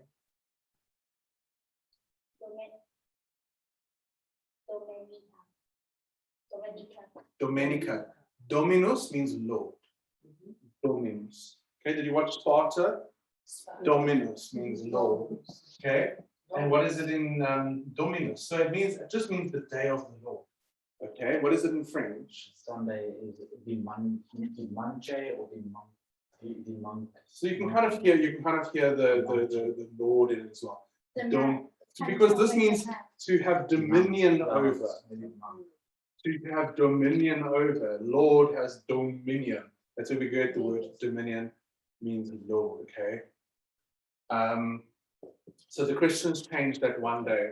But our ancestors didn't. Sundag. Sondag, literally, Sunday, the day of the sun. People do, I wonder if people ever go like, why is it called Sunday? I wondered that all the time. I even went to my friends and I was like, why are they called days of the week? And then I was given some days. Like, Yeah, I'm sure no one knows. No one really So knew. it's like Appreciate the richness that's what of God- that. No, exactly. So because the Christians were trying to replace sun worship, because sun worship has been literally since the beginning of mankind, they took the day of the sun, they put the most holy day in the Christian week there, so that pagans would still come to the sacred sites that they've been attending for tens of thousands of years to worship. But now, rather than there being the stone circle or the It's like grove, publicity. was a church. It's like a publicity stunt. And the church was still designed in a way where it worked with the four corners, you know, still had the same directions that our ancestors used to worship. Interestingly, the door entering the church was in the east to represent Christ, because that happened in the east. But our ancestors always used to enter through the northern door, because in the sacred circles they entered in the north, because that was the realm of the darkness, represented the potential of the ancestors. And if you go to any church in Europe, the only door in the whole church that is purposefully created to be sealed up is the northern door, and they call it the devil's door. So any church that you go to in Europe will have the northern side will be sealed up, and even if it's built to this day, they do it symbolically, close it off. In the church that we went to near, they have this like It's like, kind oh, of no stand cables allowed, in the middle. but they will do and, it. like, you can't really go to the back. Yes. There's just the two sides, Yeah. and there's like nothing else. There's So, like so a they, big they closed rock. off our ancestral door, the devil's door they called it, and they changed the directions that people walked in. This was part of the conversion process. Yo, So anyway, yo, besides the point, yo. so Sunday, soonest day, okay? Now, we're almost there. Hold on. So what is Tuesday in French? Is mardi. Mardi, Mars. And in the Italian, Martedì, Mars Day. Torn. But what do we call it, no? Tuesday. Tuesday. Okay, Tuesday. Tuesday. The god of war. His name was also Tyr, and his name was also Din. All right, in Iceland, Dinsdag. Dinsdag is his name. So that's with the Afrikaans. You still have Dinsdag. It's from Odin. Din. So Din is the god of war. Ironically, the metal tin is named after him. And that's one of the sacred metals of the planet. So we'll get to sacred metals another day. Now, okay, so we've got Marteli, the day of Mars, the day of war, named also after Tuesday. Tuesday. Two more planets. Whew, get hectic. Wait, I just pulled out. So what is Thursday in French? What did it? In French, Thursday, is it Tuesday? Judy, Tuesday. Jupiter. Jupiter. And in the French? No, Italian. Italian? Jupiter. Jupiter. But our god of lightning was What? Donderdag or Thursday. Punch. Punch. Punch day. So what really is interesting was, regardless of where it was, they were named after the archetypes of these particular things. The name changed, but the force didn't change. The energy behind the day was always recognized. Even if the name changed, the archetype stayed the same. So this is really fascinating. The last one makes complete sense. Saturn's Day. Saturn's Day. Saturn Day. I don't know what that is in French and Italian. I can't remember. Some maybe. Sabato. Oh yeah. That was also probably part of the Christian Jewish, because the Shabbos Sabato. is on there. All right. Shibata. But you still have the S, the fragrance from the S. Okay, so now to close this all off, is firstly, are your minds blown? Are you completely excited Also about it? Saturday's very excited. Step Day, yeah, Saturn's Day. Saturn's Day. So now watch this.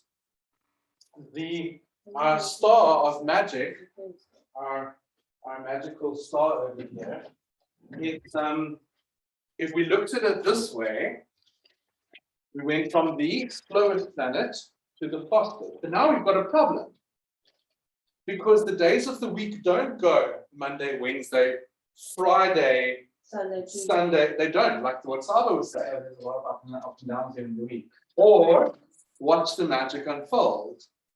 Monday, Tuesday, Wednesday, Thursday, Friday, Saturday, Sunday, Monday. Around and around. This was done by design. Amazing. Ridiculous. Amazing. This was done by design. And you cannot artificially create it, because in this way, the planetary speeds have to stay constant. But for some reason that I'm still not aware of, rather than naming the days of the week according to planetary speed, they were done to form this perfect heptagram that completely goes in order over and over and over. And so every single day since the beginning, we've moved in the shape of a 7-pointed star every week. What's interesting is that the opposites are the attract. Yes. So Ra or Sun, the beginning, end is Saturn, the other side. This actually might make a lot of sense. I haven't looked at it like that. So here's Sun and Moon, Sun and Moon. opposites. We've got Mars and Venus opposed there. We've got, Well, they don't touch necessarily. no, but we've got kind of like the young king of the gods and his evil brother, uncle. We've got the king of the gods and his messenger, his personal PA. So there could be some kind of a thing. Maybe you guys can go and find out. So crazy. Word. Let's just love to think that there is something. There is, there cannot be, there cannot be. There cannot be this perfect symbol of the 7 forces of our universe, with the 7 points, is done in two ways, not even just one. You could say, oh, well, it's completely just a weird coincidence. But then when you see that the planetary energies move from slowest to fastest, Crazy. then it's fixed. So, Amazing. enjoy that mind explosion. Thank you for attending my TED Talk. Amazing.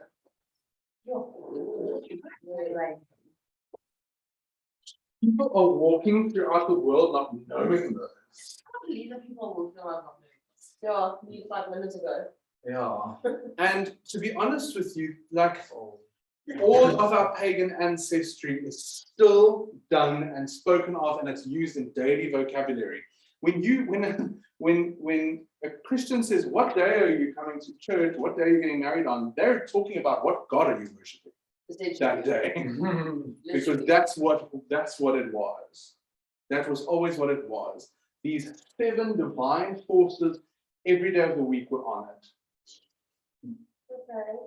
And that's why the Jewish menorah, the candle, that has the 7 points, because it represents the 7 days of the week, the 7 colors, the 7 energies, the 7 archangels, 7 everywhere.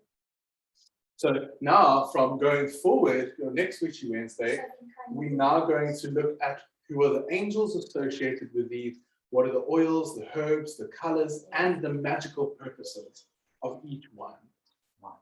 Yes. So then we can actually start to implement our magic on specific days to have specific effects. Love spells done here, success spells done there, business and learning here, home spells, banishing spells. And connect that with the lunar cycle. That's where it's going. Yeah. So then you start with the moon energies, and then you start to fine tune. You start to fine tune. So you pick your moon phase, then you pick your day of the week. So do we only do moon phases because it's the closest and has the most power on us? Yeah. But later on, people who kind of really dive in, they eventually start to choose all sorts of timings. The founding fathers of America had consulting astrologers, and it's written in their diary records that they waited. The Declaration of Independence was ready, but they had to wait 10 days to sign it. It was drawn up. They had to wait 10 days to sign it for a specific planetary energy pattern. The name Cairo from Egypt means Mars. It's the Arabic word for Mars, because Mars had to rise when the city of Cairo was born. So this astrological symbolism is hidden everywhere. All over.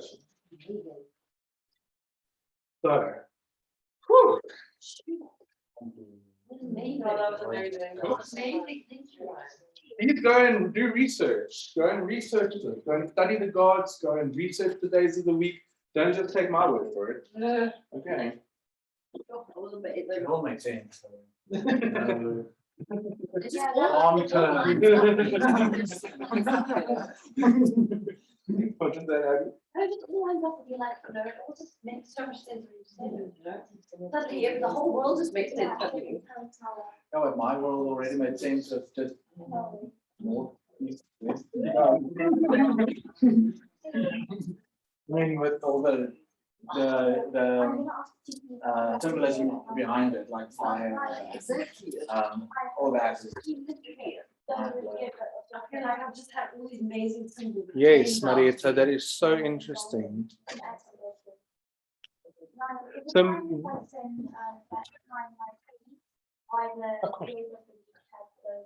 Yes, absolutely.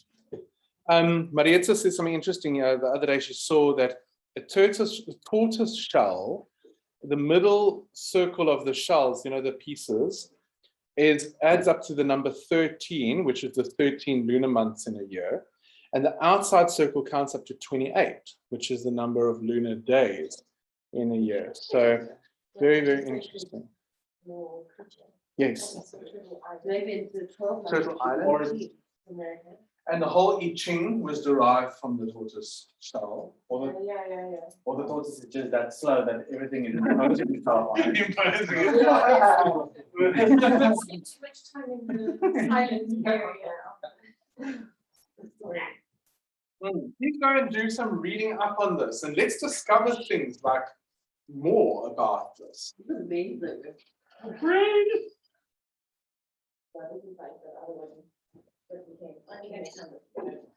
Yeah, Ryan. Every time you last time I like this too, that we were Yeah. This is why I didn't teach it at the last one, because I was like, you guys have to be here for this. No, I mean, this is amazing. Cool. All of my I'm gonna love. teach my I'm gonna tell people teacher. why. I'm gonna teach my teacher about What? this. Yeah. Can I bring it back? You think you'll be able to read it that fast? It's easy reading. It's very easy reading. Okay. Thank you for being here. Anybody who has a little love offering, you can put it in the treasure box. And drive. Oh, yeah. That has the sun on it. All right, right. I actually got it because you got it at West Point Home. Yeah, 150.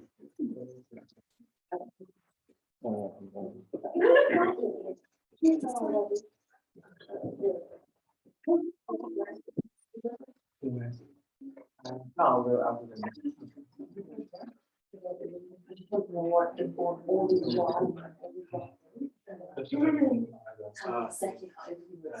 I was sleeping in the afternoon. Now, I'm always afraid of. Not even trying. Yeah. Yeah. We think Miss just got a girlfriend now. So. You've got it, we've got lots to choose from around. Yeah. He's a cradle snatcher, the one. Yeah. Yeah. Yeah. He's still in. The old granny over the road cat has No, but tried he's- to knock this. He himself is still in matches. And Lacey is like his cougar coming.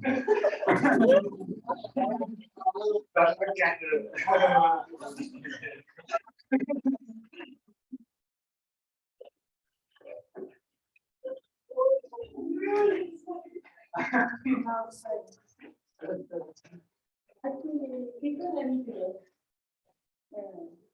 We're gonna get Stephen.